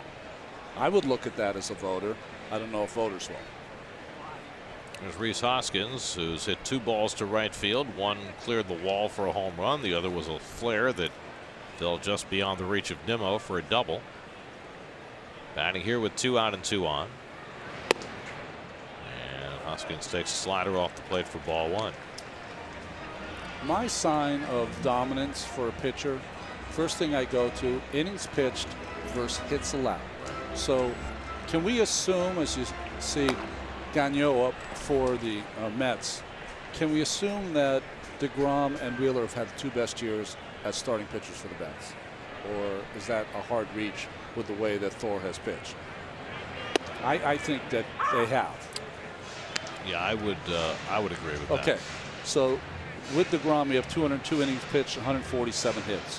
182 innings pitched for Wheeler with 150 hits. Those are outstanding numbers. 139 innings for Thor this year, 140 hits. It's very confusing. It's very confusing. I mean, it's one of the reasons why, despite the fact that he's got obviously a very tidy winning record at 12-3 and a very nice ERA at 3.26, that for most of the year he has not been as dominant as you'd expect. Hoskins gets one in the air to center field, and Jackson has to come in a couple of strides, and that retires the side. 2-run homer for Odubel Herrera increases the Phillies' lead. It's 3-0 after 4.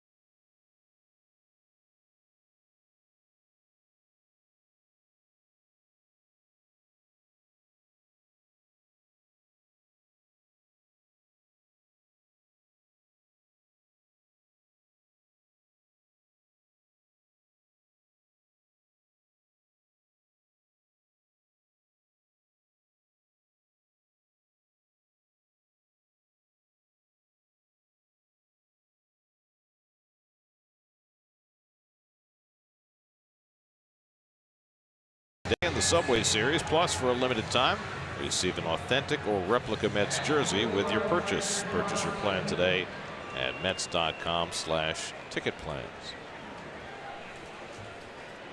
City Hall at the confluence of Market and Broad Street. It's not really a confluence. No, confluence is when rivers meet. It's more a cross section. It's an intersection. Broad comes out one way. John F. Kennedy goes another way. Broad goes north-south. Market goes east-west. And right in the middle, there's City Hall with William Penn standing tall on top. It's a beautiful sight. From every direction. It is. It's beautiful. Tomas Nido into a double play his first time up, and he strikes out on 3 pitches against Zach Eflin this time. 7 strikeouts for Eflin. There's Billy Penn standing atop the City Hall with a Phillies cap on. Well, the night is over for Noah Syndergaard. Jose Reyes is going to bat for him. Syndergaard threw 89 pitches through 4 innings, and Mickey Callaway apparently has decided that's enough for tonight.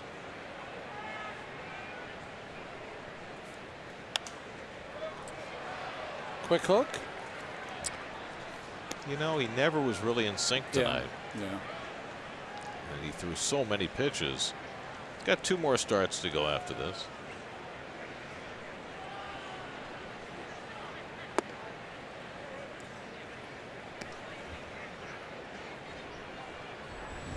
Jerry Blevins up in the Mets bullpen. Nothing against Jerry Blevins, but I think that if you are an Atlanta Brave, you think it's a quick hook.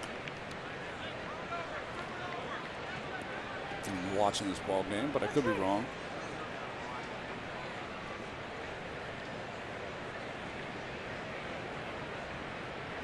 Could really be wrong if Reyes goes deep. Yeah, I don't think this is about generating offense. I think this is about getting Syndergaard out of there. So he's not right, so why make him throw pitches when he's a little off? Okay.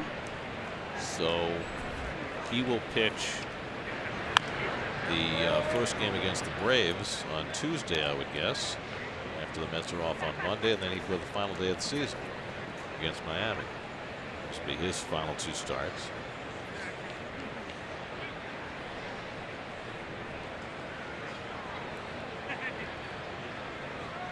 Two to Reyes leading off the 5th, and he strikes out on the fastball. 8 strikeouts now for Eflin. Just 1 shy of his career high.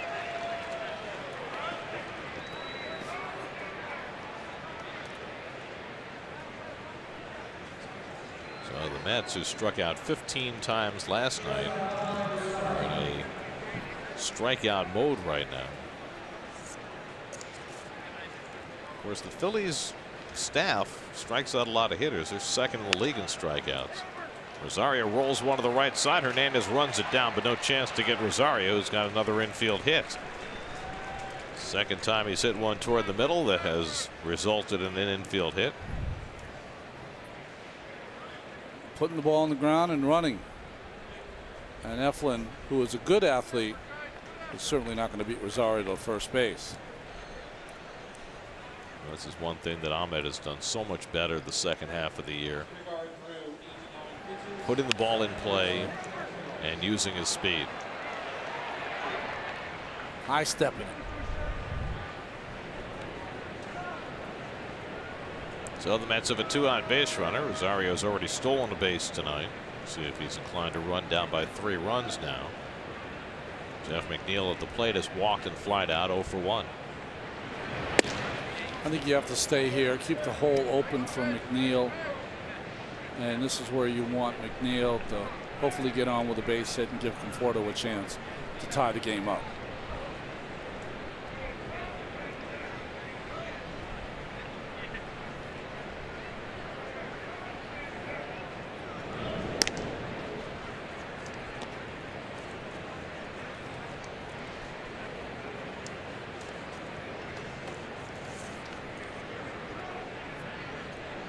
Syndergaard goes 4 innings tonight, matches the shortest outing of his season.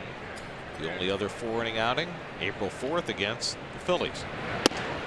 So they've been something of a stumbling block for Noah. He had that 17 base runner game the last time. He had that 4-inning start in April. Gave up 4 runs in 5 2/3 in a start here in August. So this has not been his favorite opponent this year. And McNeil lays off, and it's 3-0.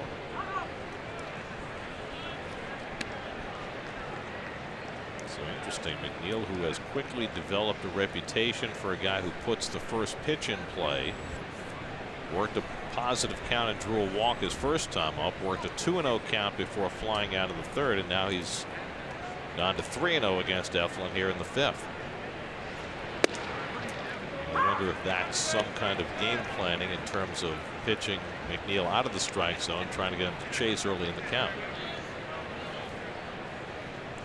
Maybe Eflin starting to see some of these pitchers for the second time around too.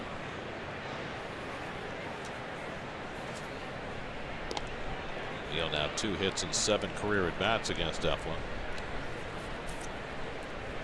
He's up to 85 pitches working in the 5th inning, so neither one of these pitchers has been able to operate at a low pitch count today.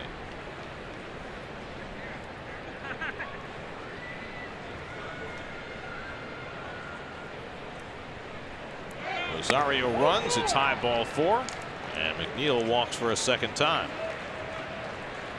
So now the Mets will get the tying run to the plate with Michael Conforto coming up. That'll send Rick Kranitz, the pitching coach, out to talk to Eflin.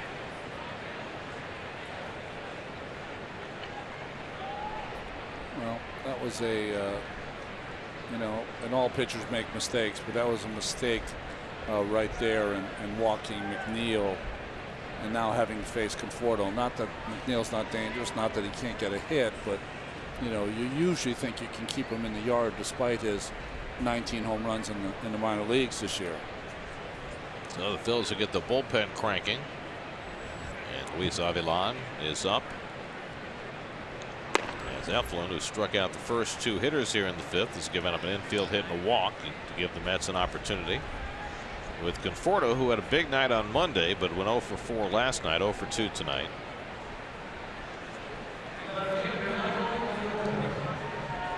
Eflin's been able to sidestep trouble so far. The Mets are 0 for 5 with runners in scoring position. But a chance for Conforto, who leads the Mets with 75 runs driven in. And he goes after a first pitch slider, 0-1.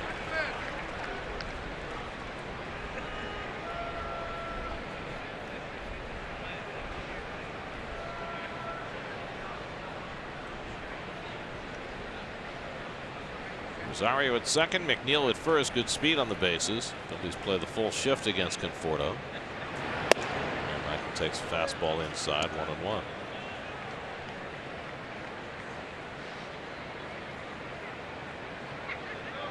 That's allowing Rosario to get whatever kind of lead he wants at second base.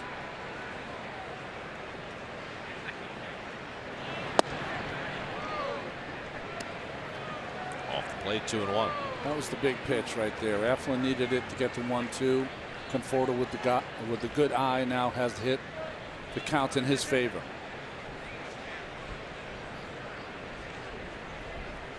They're going to stay with the changeup though.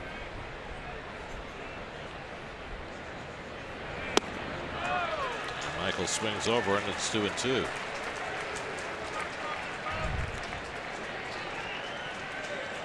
It's been a good changeup tonight. Best one I've seen Eflin have.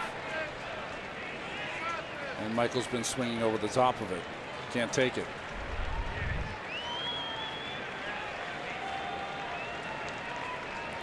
Two on, two out, 2-2 to Conforto. And that one misses low, full count. Victor Arano, the right-hander, joins Avilan in the bullpen. Got Jay Bruce, left-hand hitter, on deck, then Frazier behind him. So Rosario and McNeil get set to take off. And Rosario runs early and steals third without a pitch being thrown. Well, you had Santana playing about 40 feet off the line, so Rosario was being given third, and he took it. Well, that's good that he took it. It's even better that McNeil didn't follow him, because Eflin did a good job of stepping off, and the second baseman, well, it would have been the shortstop, Crawford, would have been in there early enough. Second stolen base of the night for Rosario, his 21st of the year. So now first and third with 2 out. And McNeil will get set to run. Probably not quite as early.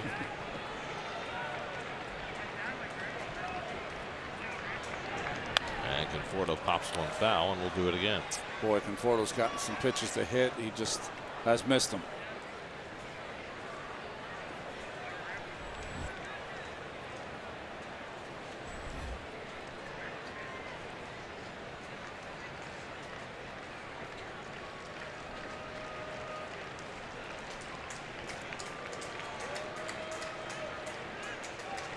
Seventh pitch of the at-bat coming from Eflin to Conforto. And he fouls off another one.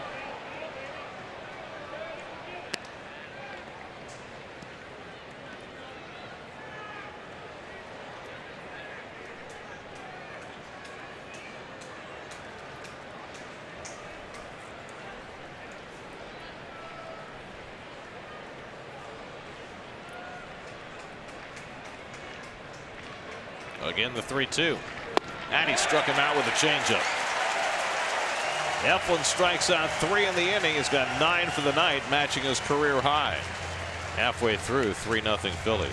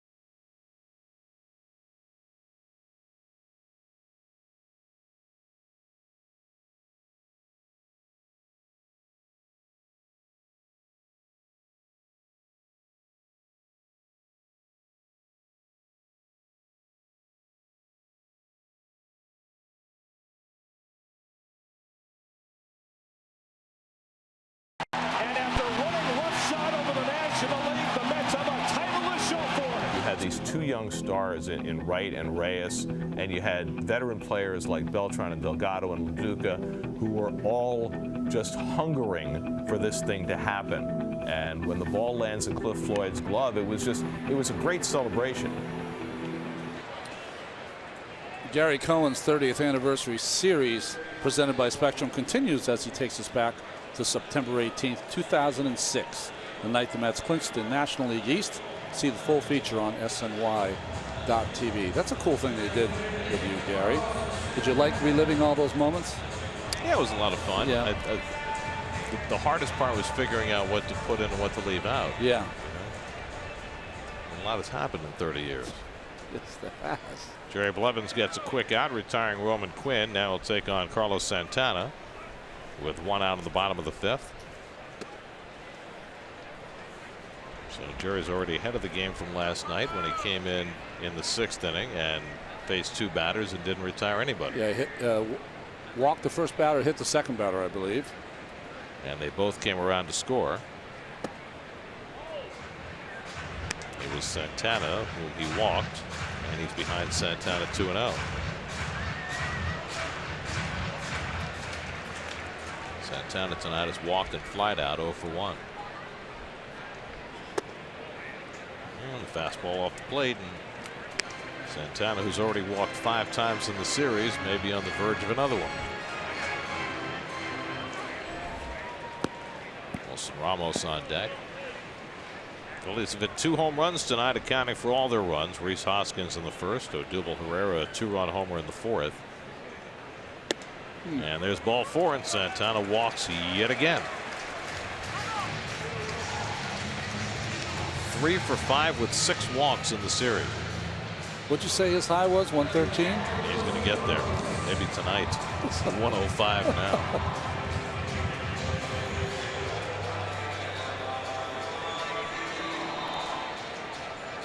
So here's Ramos, who had a base hit in front of Herrera's home run in the 4th. So Syndergaard threw 89 pitches in 4 innings, allowed 3 runs, 4 hits, 3 walks, 6 strikeouts, 2 home runs.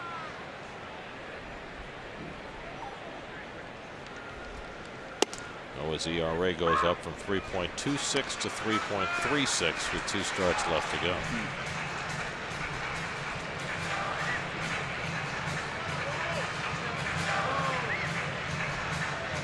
So it's funny how these things work, right? The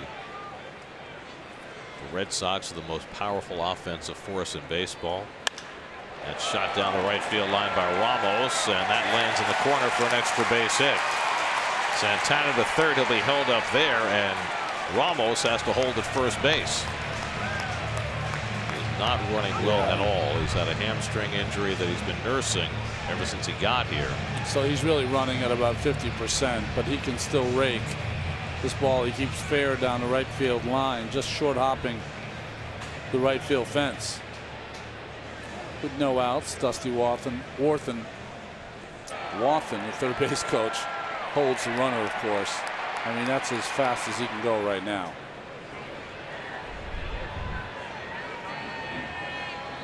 We're going to get a pinch hitter. Jose Bautista is going to bat for Odubel Herrera.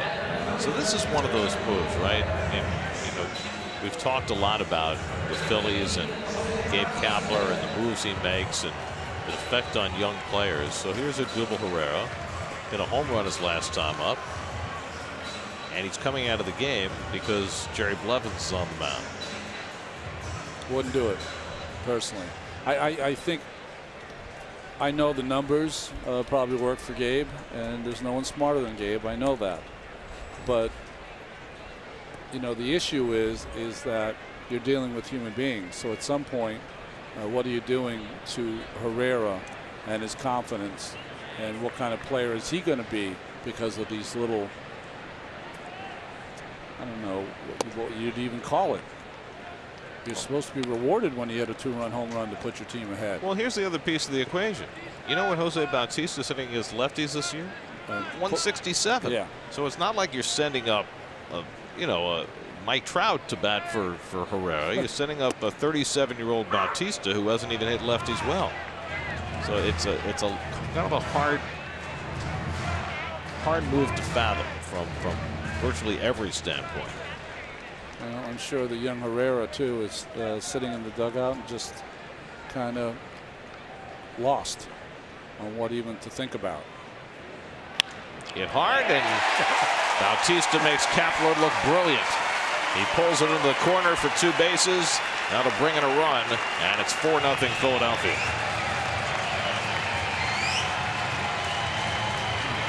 So another rough night at the office for Jerry Blevins, as Bautista hits one between Frazier and the line to drive home Santana to make it 4-zip. My analysis of this would be, never mind.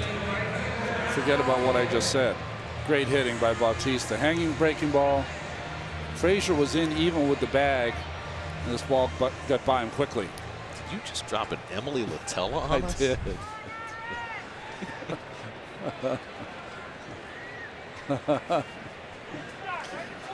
Here's Aaron Altair, is 0 for 2. That will bring the infield most of the way in, with second and third and 1 out.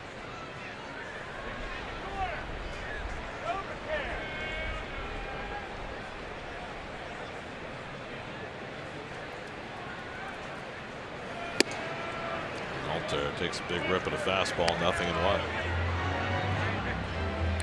Well, Jerry's season, boy, for the first 4 months was not good. He had a brief window about a month where he pitched much better, but of late he has not been good again.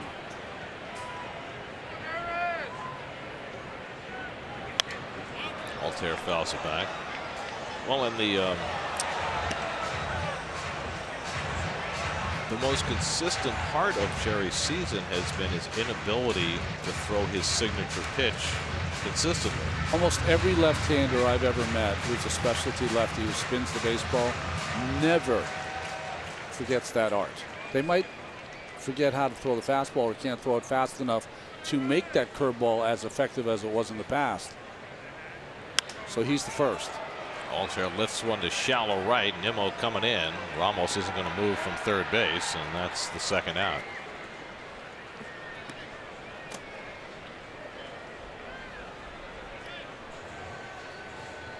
Still got to hit the cutoff man.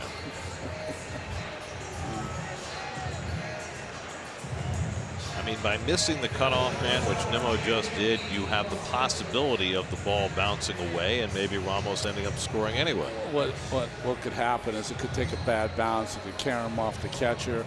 You know, you're not sure in today's game if the pitcher's even backing up. Those are just little things that you should be able to do at this level 100% of the time. Well, plus, if you're Nimmo, you've got to have the awareness that it's Ramos running at third, and there's almost no chance that he's going to run. So you just throw the ball to the cutoff man. You know what I think happened, Gary? I think he knew that, so he tried to lob it in, and maybe it's better for him to throw it hard. He might have better accuracy. I think that's what happened.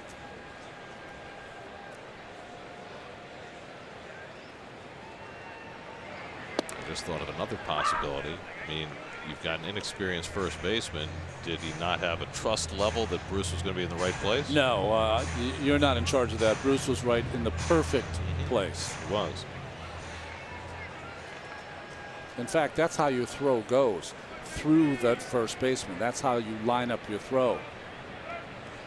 J.P. Crawford is 0 for 2. He takes the fastball up, and he held the swing in time, 2-1.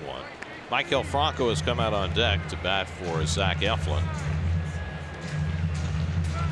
So Eflin, like Syndergaard, will have an abbreviated stint in this game. Difference is Eflin was able to find his way through trouble over 5 innings and keep the Mets off the board. Now the Phillies have a chance to add to this 4-0 lead with Crawford at the plate.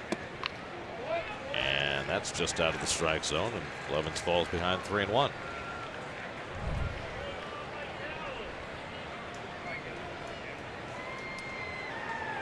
Looks like the home umpire called it down for low. Let's see where the dot is. Of course, always catching some white. I'm just glad to see the dot is back. Dot was on the fritz. Wait a second. If the dot is on the blink, yeah. No, probably better off if it's on the fritz. Fritz. Yeah.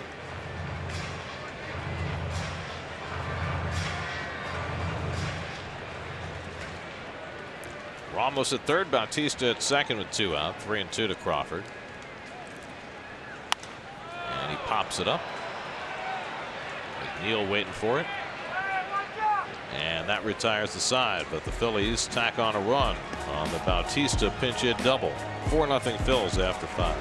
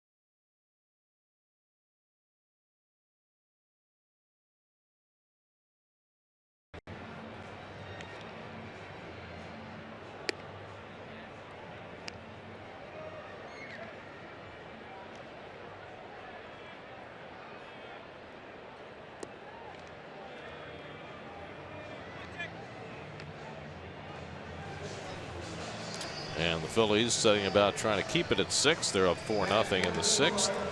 Aaron Altair moves from right field to left field. Jose Bautista stays into play right field, and Luis Avilan comes on to pitch for Philadelphia. We've already seen Avilan once in this series. Former Brave, came over from the White Sox. Good fastball and changeup. Faced one hitter on Monday night, struck out Dominic Smith. He'll come in here to face Jay Bruce, leading off in the 6th inning. So Zach Eflin threw 94 pitches in 5 scoreless innings, allowed 3 hits, walked 3, struck out 9. 9 strikeouts, matching his career high. But the high pitch count forces him out and brings Avilan in. And a first pitch curveball foul back. Todd Frazier on deck, then Brandon Nimmo for the Mets in the 6th.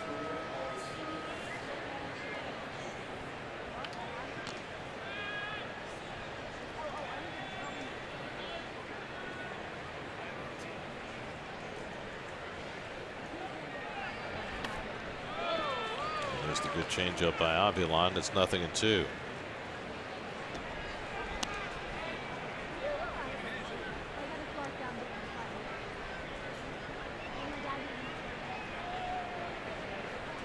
Avilan has developed to the point where he has no fear of throwing that changeup to left-hand hitters.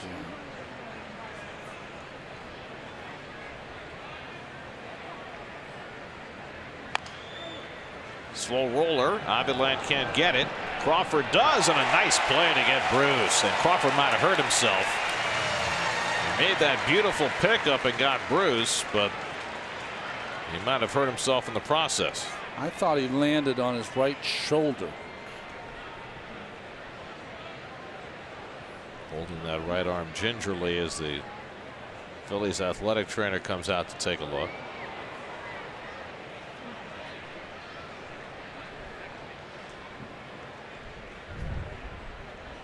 See, it wasn't the play. It's after the play. I think he just landed on his right shoulder. What an athletic play.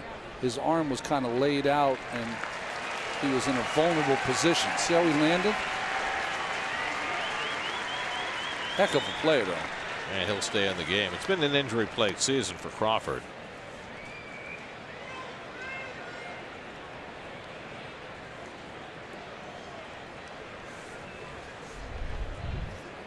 He's had a forearm strain, which cost him 5 weeks. He had a broken hand that cost him 7 weeks.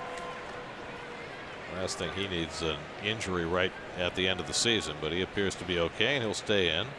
As Todd Frazier steps in against Avilan. Frazier single to left and struck out. He's 1 for 2. He has one of the 3 Met hits tonight. And he slugs one out to center field. Quinn easing back. And he's got it, 2 out. Your Verizon trivia question for tonight. Who led the Mets in home runs during the 1990s?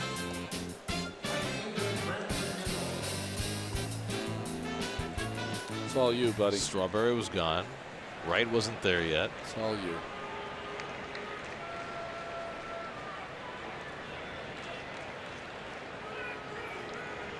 I mean, my first guess would be the guy who set the single season record. Oh, okay.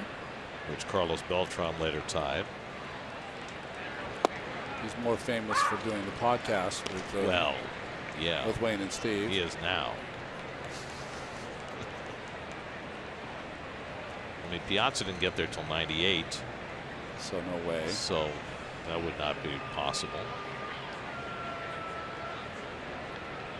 Oliver didn't hit a ton of home runs. He wasn't there that long.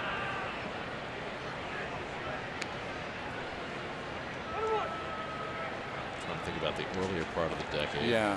I mean, I was even on some of those teams. I can't remember who was even on those. Bernard Gilkey had some years, but he wasn't there that long.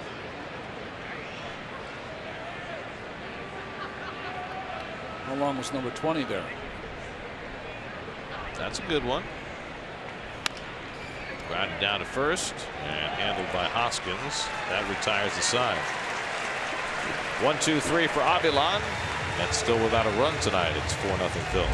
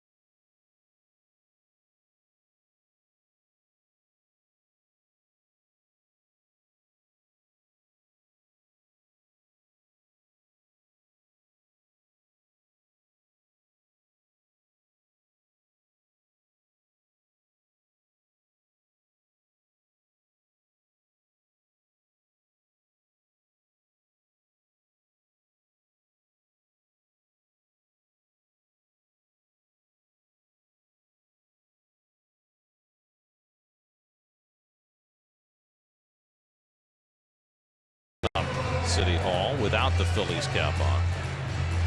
For years they had the ordinance here that no building could be taller than the rim of William Penn's hat. It was a gentleman's agreement until 1987, until One Liberty Place was built.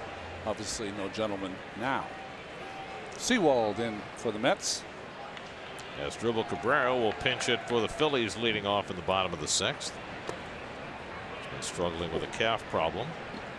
after tweaking that on Monday, so he sat last night, pinch hitting tonight. Cabrera has not been nearly as productive as a Philly as he was as a Met.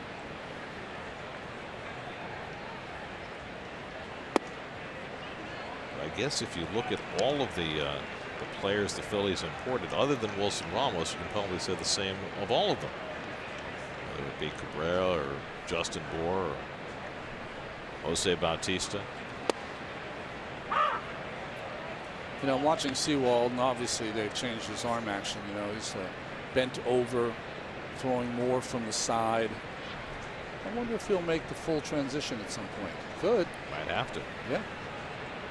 I mean, for a guy who doesn't throw particularly hard, that's always a way to prolong your big league career. Well, I just saw him recently give a quick call to Joe Smith. I just saw our friend Joe Smith. He's with the Astros now. He's been doing that for a long time now. Yes, he has. He was one that got away. Should have been here for a long time. That was the J.J. Putz trade, right? Yep. His ball 4, and Cabrera draws a leadoff walk. So I was thinking more about the trivia question. Most home runs for the Mets in the 90s, and I missed an obvious guy who was there for a significant period of time in the 90s. Yes. Bobby Bo. No. Right? Oh. We'll get a pinch runner for Cabrera. Billy Cousins comes in to pinch run. I mean, the thing about the 90s, it was such a... It was like two different decades, yeah. right? Or even three, right? It started out with the Mets as contenders in '91 when they brought in Vince Coleman, and they rebuilt in '92, and it all went south. Yeah. Then the middle of the decade, they had some great individual performances from guys like Gilkey and Hundley. Lance and then Johnson. the end of the decade, they were winners once Piazza came in with Ventura and Olerud and those guys. Yeah. So the question is, who was there long enough to be the home run leader in the 90s? And I think at the end of the day that it might have been Bobby Bo.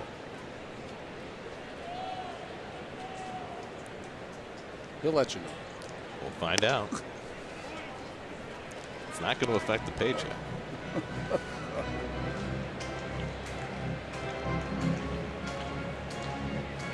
1-1 to Cesar Hernandez, who struck out, grounded out, and walked. Cousins, the pinch runner at first. And Sewald with soft toss sends him diving back. Okay, let's answer the question. See whether that's the right answer. It was Todd Hundley. See, my first instinct was the right one. You double think yourself. I double thunk. Never double think. So Bobby Bo was second. So there you go. Conforto pulls in the fly ball from Hernandez for the first time. Well, Todd had 41 home runs in 1996, which set the Mets club record, and then that stood until Beltran tied it. You know what I thought was funny when I was traded and finally ended up in Oakland? You know, the San Francisco paper there's got the Sporting Green. Right. And, you know, I used to always hear about the East Coast, West Coast bias, all that stuff. I never really believed it.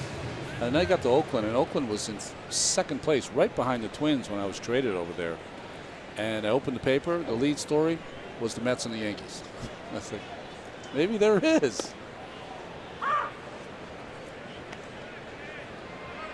Well, I think the dynamic, whether you're on the East Coast or the West Coast, is that everybody ignores the A's until they sneak up on you. Yeah. And that happened again this year.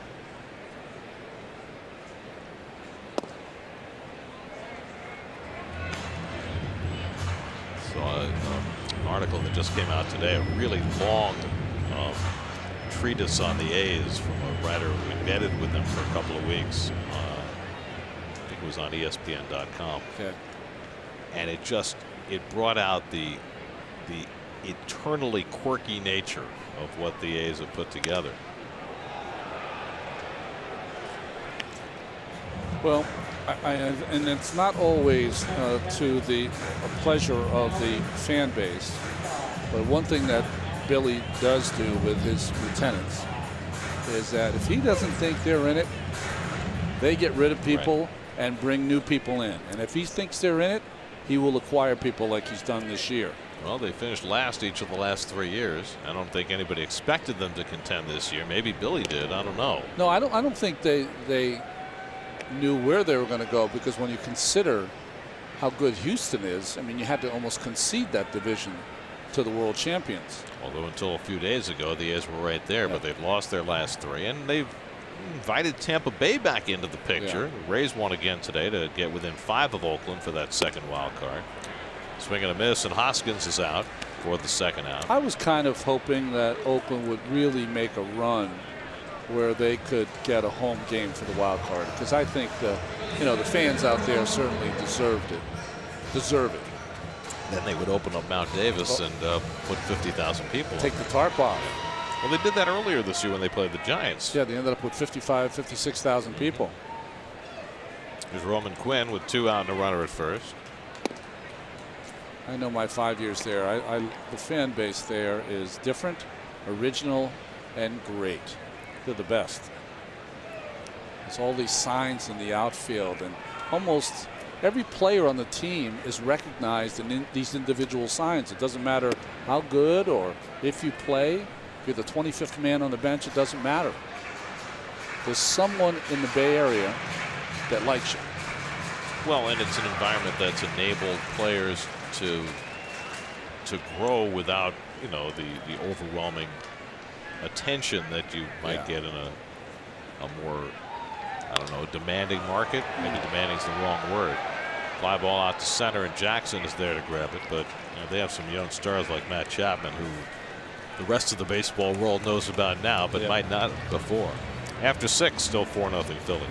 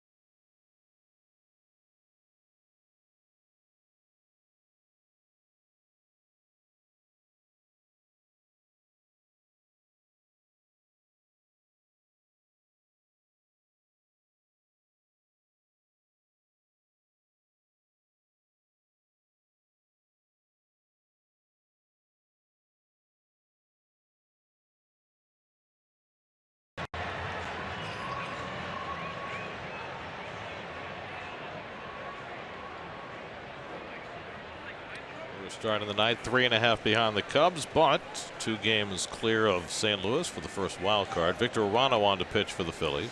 Pitch in this series also. Sir Anthony Dominguez probably has the best arm in that bullpen. Arano has had a good year.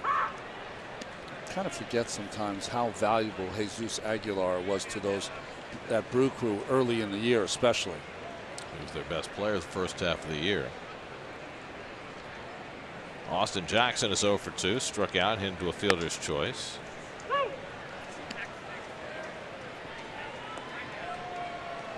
That's off Mr. Harvey. That's pitched really well coming down the stretch of the season. Wonder where he winds up next year. Toward the middle of the diamond, flashing over is Crawford, and he gets Jackson by a stride, 1 away. People's United Bank brings you tonight's started, an abbreviated outing for Syndergaard, who threw 89 pitches in his 4 innings. Eflin struck out 9 to match his career high, didn't allow a run, but he lasted just 5. His pitch count was high as well.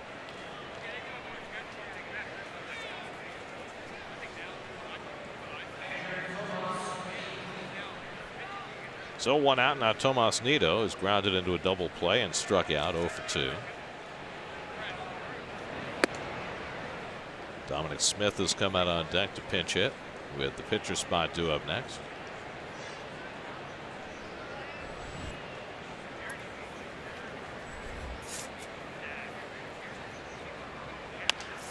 And a comebacker for Arano. That retires Nido, 2 out. That's about very little going offensively tonight. They've managed just 3 singles, 2 of them infield hits for Rosario. The only hit to the outfield was Todd Frazier's single in the 2nd. Now Dom Smith will pinch it. Smith played first base last night, had a couple of hits, drove in a run. Tim Peterson is up in the Mets bullpen. He has not been in a game anywhere in 3 weeks. Remember when he pitched every day?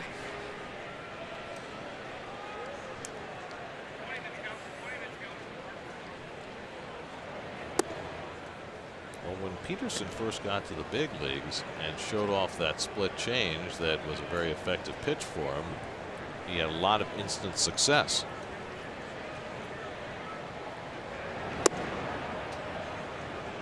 But as often happens, that instant success went away. He wound up back in the minor leagues.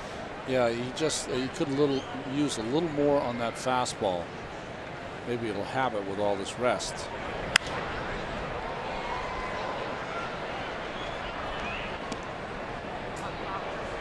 Anytime I think about pitchers late in the season with too much rest, I always think of Oliver Perez on the last day of the season. Oh, let's end this thing already. After being shipwrecked for a month, being brought into the 14th inning on the last day of the year. Why was he sent to Siberia because in he the refused bullpen? to go to the minor leagues. Oh, that's right. That's right. So they just they put him on the shelf until it was time to end the season. And he's still pitching. Yes, he is, and doing well. They just have to find the right niche for him. They just have to let him be him. It's a free spirit.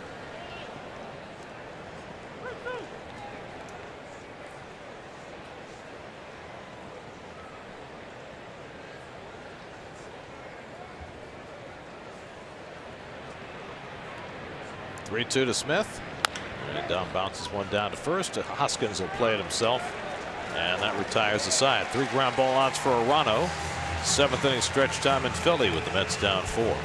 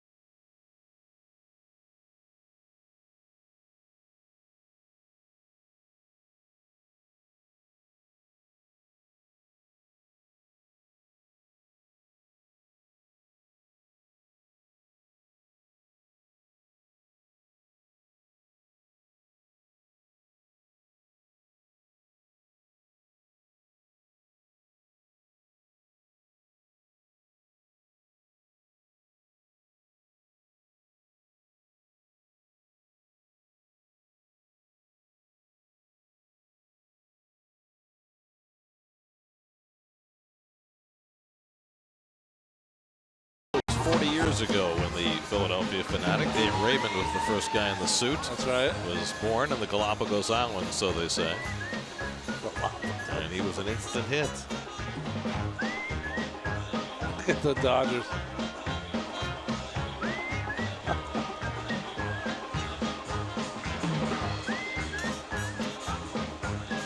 300 pounds. Loves cheesesteaks. The movie Rocky. It smells awful. Had him in the booth once, didn't we? Yes, we did. He put a hot dog on my head. I remember it well. Tim Peterson on to pitch for the Mets as we go to the bottom of the 7th. Was the San Diego Chicken around when you first started doing games? Yeah. Yeah. The San Diego Chicken was very funny to see Tim Peterson in the ballgame, but a darker version of a mascot. Much darker. Ted Giannoulis was the man in the suit. The San Diego Chicken. He was the first of the modern mascots. That's right. Last time Tim Peterson was in a game, it was for Las Vegas 3 weeks ago today. 21 days since his last outing. And Santana hits one into the shift. Rosario's there to grab it. So Peterson does something that's been hard for the Mets to do in this series, and that is get Carlos Santana out. Last big league game for Tim was in Baltimore on August 15th.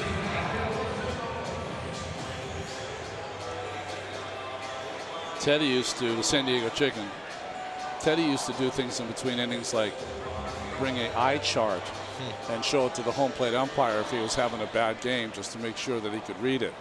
I mean, it was amazing some of the stuff that he would get away with. Wilson Ramos. My favorite act by the Chicken was his Willie Montañez imitation. Yeah. He would imitate Willie Montañez's unique home run trot. Yeah. Played with the little tiny steps before each base that he'd then jump on. He had it down pat.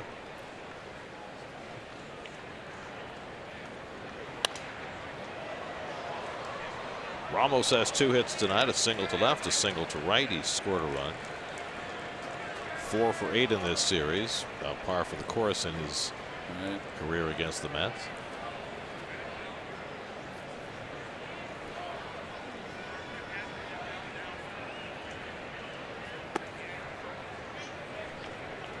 But the Fanatic has had staying power. There have been several folks in that suit over the years. But Dave Raymond was the first. Dave was the son of the former Delaware football coach Tubby Raymond. Okay. The guy who was famous for the double wing. Fly ball out to right. And Nimmo's over there to grab it. 2 out.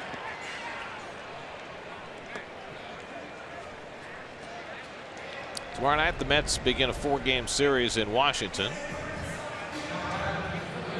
Here are your city probables for the series. Mets will send Jason Vargas against Max Scherzer tomorrow night. Jacob deGrom makes the start Friday night against Joe Ross. Corey Oswalt takes Zach Wheeler's spot on Saturday. And Steven Matz will go for 3 home runs in 3 starts on Sunday. There's Jose Bautista batting for the 2nd time. Came up as a pinch hitter in the 5th and pulled a double inside the third base bag that drove in the 4th Philadelphia run.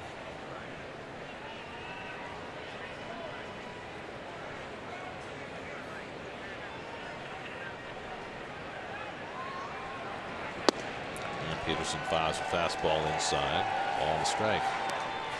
Well, there's the 40-year-old Fanatic. If you ever get out to a game early here, folks, you Met fans, I know you like to come to Philadelphia, check out your Mets. Just watch the Fanatic when the Mets team is announced, their lineup is announced. He'll try to imitate each player. He'll push his belly out if the player tends to be a bigger person.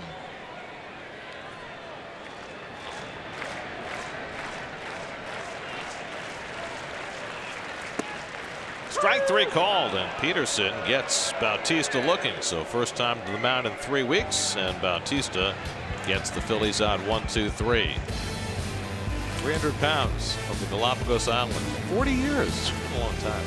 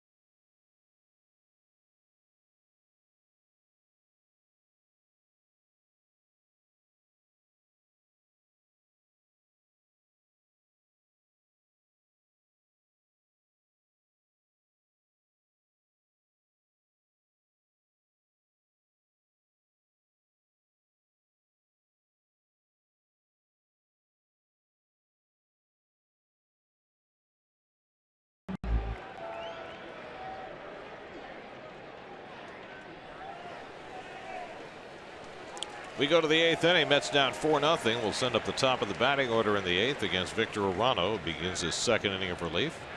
Ahmed Rosario has 2 of the Mets' 3 hits tonight. Both have been infield hits. He's also stolen 2 bases tonight.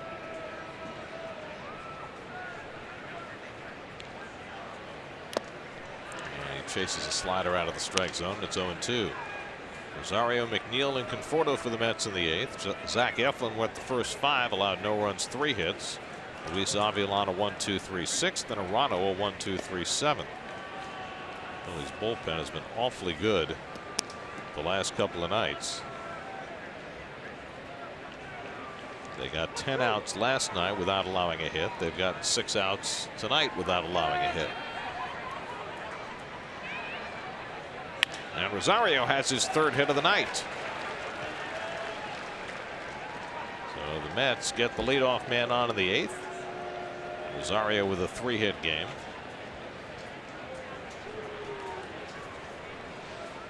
And Gabe Kapler on his way out to the mound. He's got a left-hander ready with 3 left-hand hitters coming up. And Adam Morgan will be coming into the game.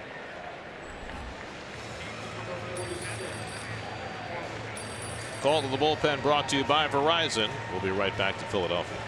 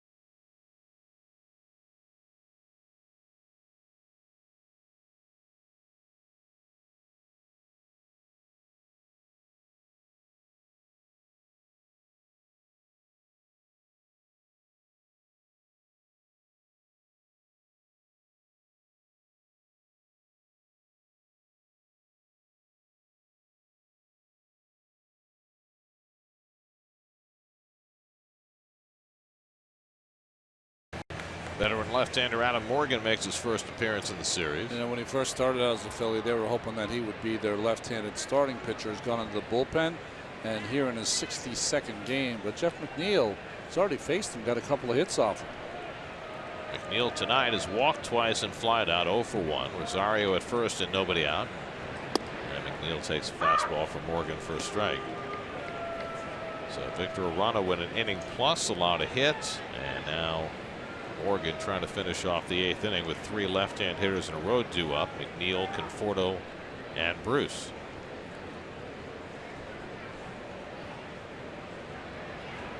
And Jeff grounds one down to first. Hoskins to second, gets the out there, and that's all. Well, this is only the 5th game Rhys Hoskins has started at first base this year. And for a guy who often looks uncomfortable in left field, it's a different story at first base. Yeah, this is his position. Moves well, knows what to do with the ball, has good instincts. Never went back to cover the bag because he knew the timing of the play. There's no chance getting McNeil at first. Crawford wanted to throw it, but there was no need. Also, was no pitcher in the neighborhood. No. Michael Conforto stepping in. We'll check in with Justine. Hey, Gary. Well, Michael Conforto has switched up what he does in the batting cage before games in the last month. He took a look at the video. He noticed that he was getting out on the breaking and the off-speed stuff. So now he makes sure to have the machine throw a bunch of curveballs to him. And he said he's noticed a huge difference. He's feeling good mechanically. Now he can focus on those finer details. Curveball machine. Keith talks about it all the time, doesn't he? Double play ball. Hernandez with the flip to Crawford. And the 4-6-3 double play ends the inning. So Morgan comes in, throws 4 pitches to get 3 outs. 4-0 going to the bottom of the 8th.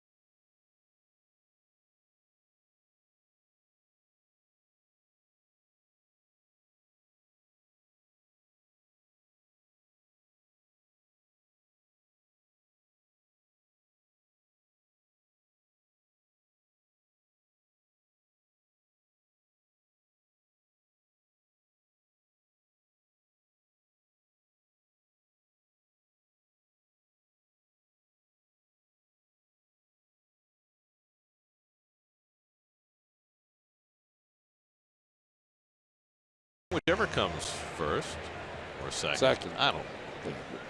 At some point this evening, there will be Geico Sports Night, and we will have all of the news from all the sports, because that's what we do on SNY.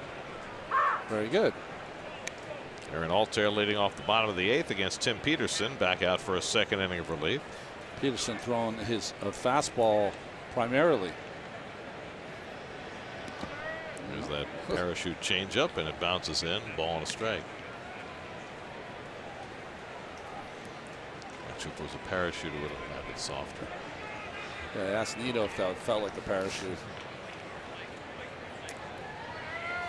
Well, the key is to employ the chute early enough. Line the other way, and Altair's got a base hit.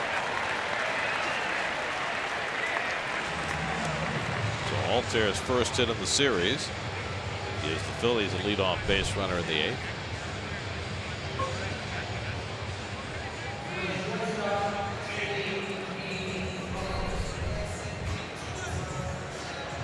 In number 7 for the Phillies tonight, here's J.P. Crawford, who's 0 for 3. He's popped up all 3 at bats.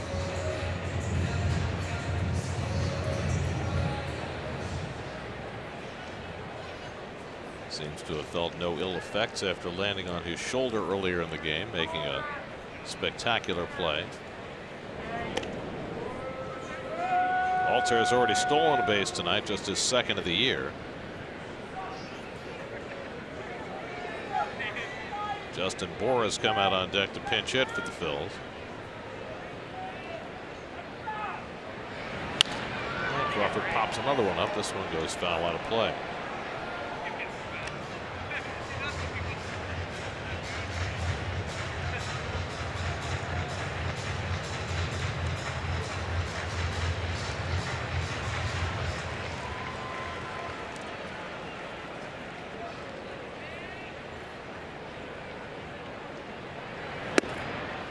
Crawford takes it high 1-1. The Phillies look ahead next year. Yeah. And try and figure out who their shortstop's going to be. They've got Crawford, who's had basically a lost year. He's 23. They've got Kingery, who really didn't hit much, who's 24. And paying a lot of, paying significant money too. Who's really a second baseman. Yep. And is probably not defensively what they'd like at shortstop either. How do they figure out where to go? Do they need a veteran? Do they feel as though Crawford is going to have a bounce back year and install them the way they did this year? I think Matt Klentak and his crew are going to make the most moves of any team this winter. So you're saying Manny Machado could be playing short for the next year? I'm just saying that they're going to not only internally start pushing people to other teams, but externally bringing some new talent in.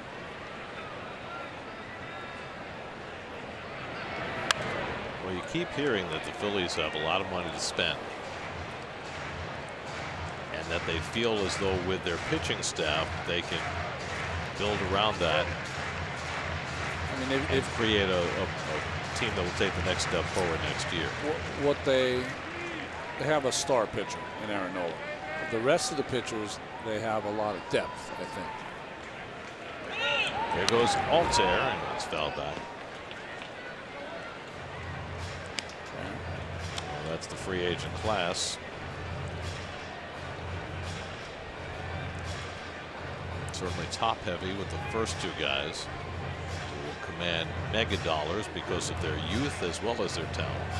I think Corbin's going to get a nice contract too. A left-handed pitcher coming off a really good season.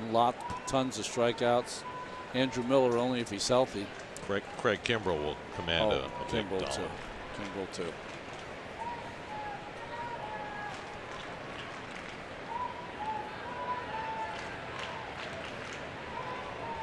Long hold by Peterson, trying to freeze Alter after he was going on the last pitch.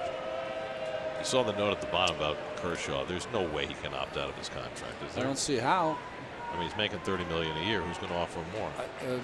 With his history of back issues now. It's not only that. I think he belongs in one uniform. He's that kind of player, to me. Hooked in the air down the right field line. That'll go foul.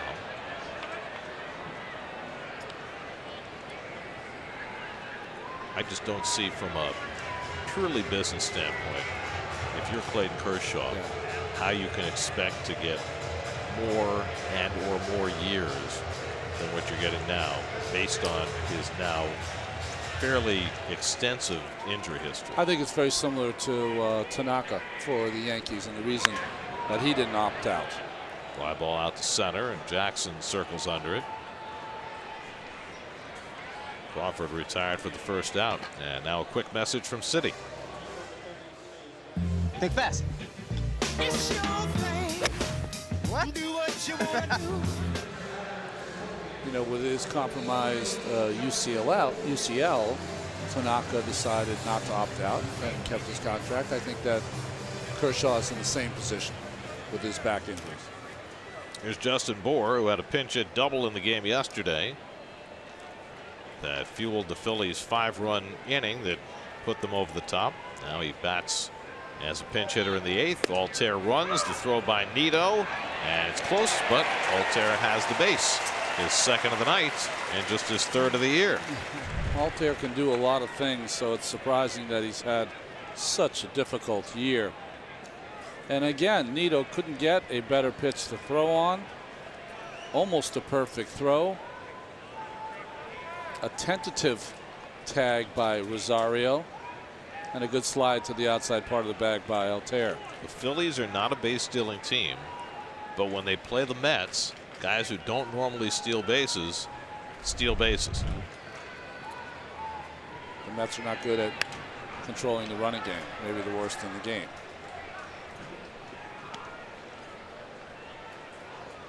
Well, you hear all the time that the Mets would love to get themselves a top flight defensive catcher, but there's only so much that a catcher can do in controlling the running game. That's right.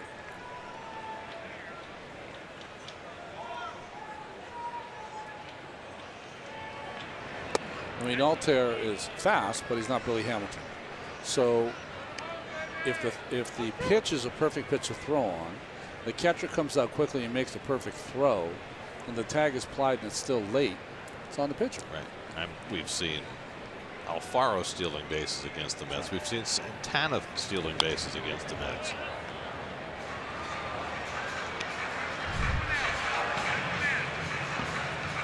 See, the tag came just a little late for Altair, all 6'5" of them.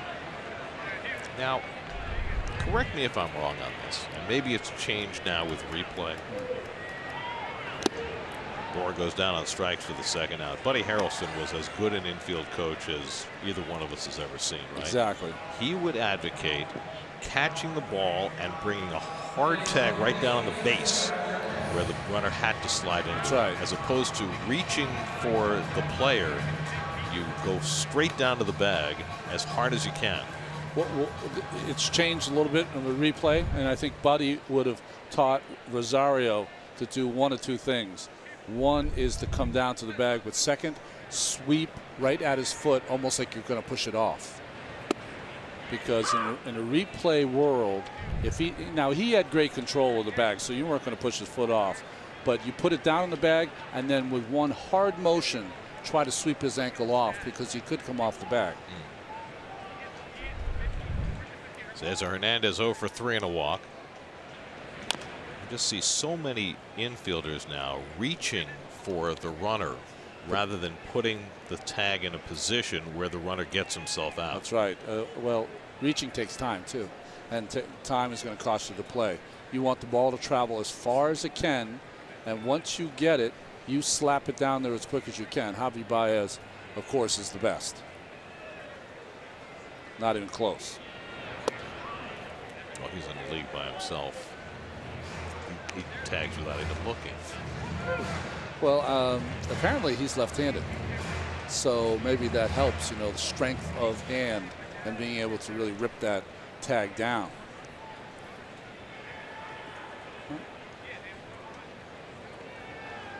1-2 to Hernandez, and he struck him out with a changeup. Nice job by Peterson. 2 scoreless innings in his first outing in 3 weeks. We go to the 9th. Mets down 4-0.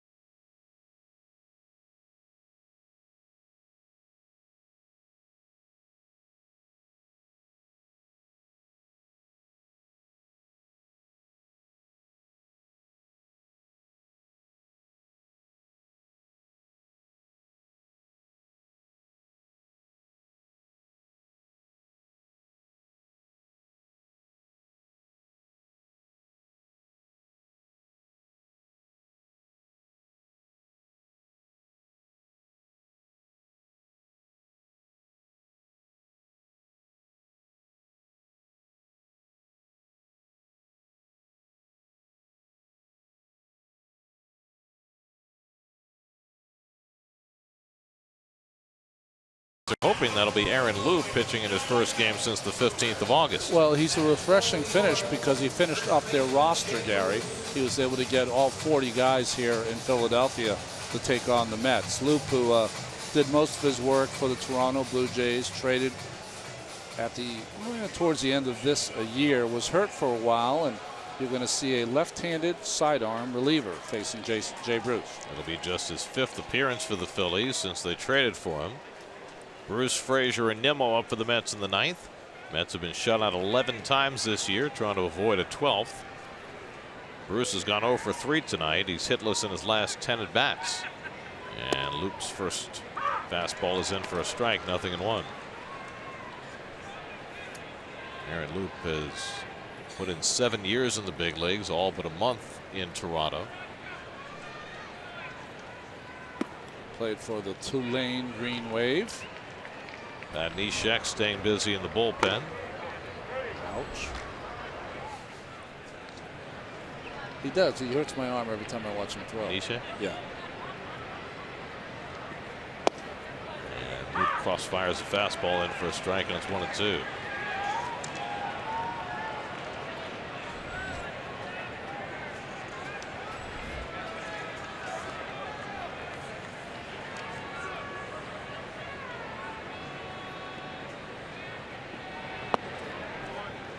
Cutter misses away. 2 balls, 2 strikes. Can we make a deal, Gary? You and I are going to do something very unusual. After the game, if the Mets don't come back, after the game, you and I are driving to Washington. We've never done that before. What if they do come back? Well, then this is the caveat. As Bruce starts to come back with a base hit up the middle. Obviously hoping to avoid us driving to Washington. I'm saying if they don't come back, right, would it be all right if we didn't talk about this game at all? I don't think we were planning to have any conversation about the game. I thought we were going to be talking about the music selections on the way to D.C. Loop out, Neshek in. 4-0 Phils in the 9th. We'll be right back.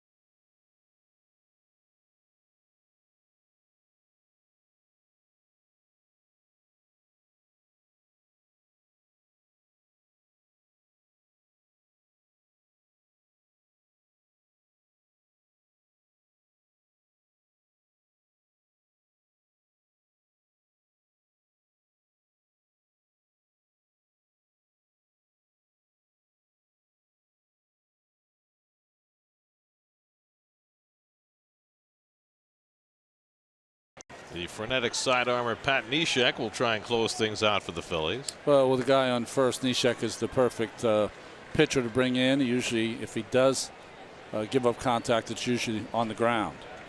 Todd Frazier's 1 for 3 tonight. Bruce at first and nobody out. It's trying to get something started in the 9th against the Philly bullpen that's been extremely stingy the last 2 nights. And Frazier takes fastball for a strike, 0-1. Todd not happy with Sean Barber. But he smiles. He's been smiling more at umpires the last few days. Have you noticed? Well, ever since he was blocked from the plate.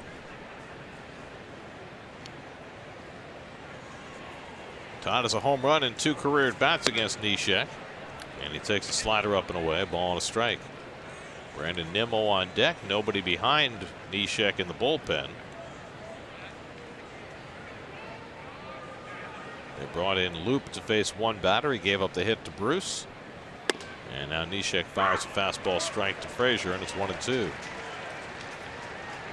And Neshek, now 38 years old, bidding for a save tonight. He's got 5 saves this year for the Phillies, who have spread the wealth. Early in the season, Hector Neris was their closer, but plenty of folks have gotten opportunities since. The funny thing is, since Neris went to the minors and came back, he's been their best reliever. Yeah, he's pitched better. But just not necessarily at the end of games, although he got a save last night.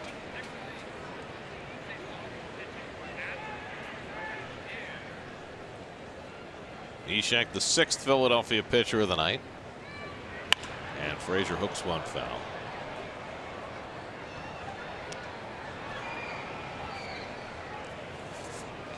The Phillies have 10 shutout victories this year. Trying to patch this one together after Zach Eflin started and went 5 innings tonight. He's in line for his 11th win of the year.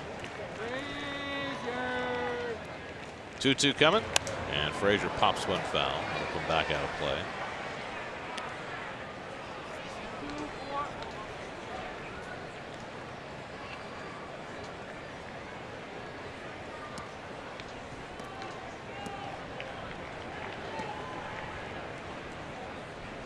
Braves won this afternoon. The Phillies trying to stay 5.5 behind before heading to Atlanta for a 4-game series starting tomorrow. And Frazier skies one out to right center. Cutting across is Bautista to call, and that's the first out. Let's check in and see what's coming up on WB Mason post-game live. Eamon McEnany and Nelson Figueroa. Guys, what you got?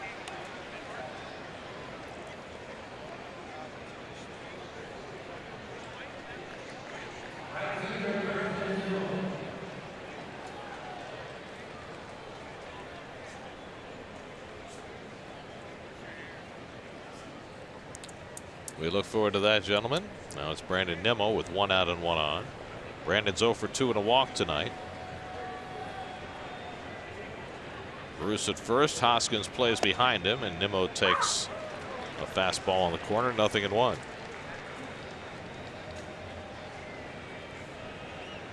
Well, the Mets have had very little offense tonight, and tomorrow night they face Max Scherzer, against whom they have had very little success in recent years. 0-2 to Nimmo. Max coming off one of his worst starts of the season too, and the good pitchers, you don't usually see them put bad starts back to back. Scherzer hoping for a strong finish that could lead to his 3rd consecutive National League Cy Young Award, but he'll have to fight uphill against DeGrom, who goes on Friday. That's ripped into right field, and Nimmo's got a base hit. Bruce scurries into second, and the Mets have 2 men on.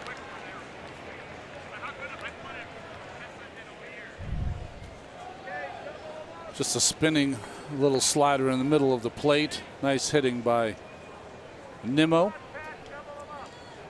Neshek, of course, not as dangerous against the left-handed hitters as he is against right-handed hitters.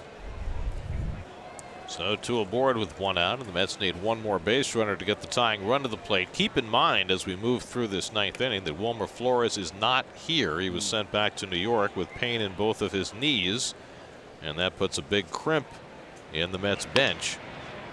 They've already used Reyes and Smith, which leaves them with 3 catchers and Jack Reinheimer on the bench.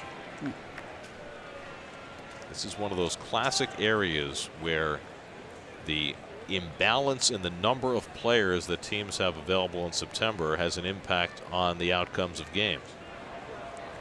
Hector Neris up in the bullpen for the Phils, and Jackson skies one to center, and Quinn is there to grab it, and that's the 2nd out. And thus the Mets are down to their final out of the night. Kevin Plawecki is going to come out of the dugout and bat for Tomas Nido. And you can make the argument that the Phillies won that game last night in that one inning when they had 3 pinch hitters, a pinch runner, and scored 5 runs. So you got Plawecki to pinch hit for Nido, and now Devin Mesoraco has come out on deck to pinch hit for the pitcher if Plawecki keeps it going. It has been weeks since Mesoraco's been in the game. He's been out with recurring neck and back issues, but he would be called upon here to pinch hit if Plawecki can keep the game alive. Mesoraco hasn't been in the game in 16 days. Fastball for a strike to Plawecki. Kevin started last night, went 0 for 2 with a pair of walks.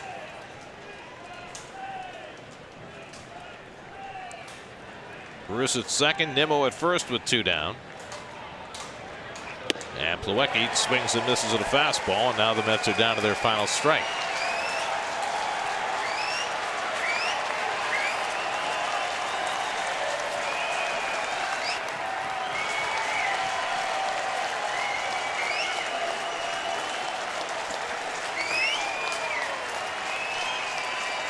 Two, and the slider off the plate.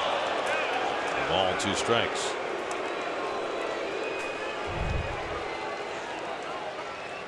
Well, Ramos put the target almost a foot outside. He hit the target, but I don't know what Neshek's gesturing for. That ball was well off the plate. Yeah, stop begging.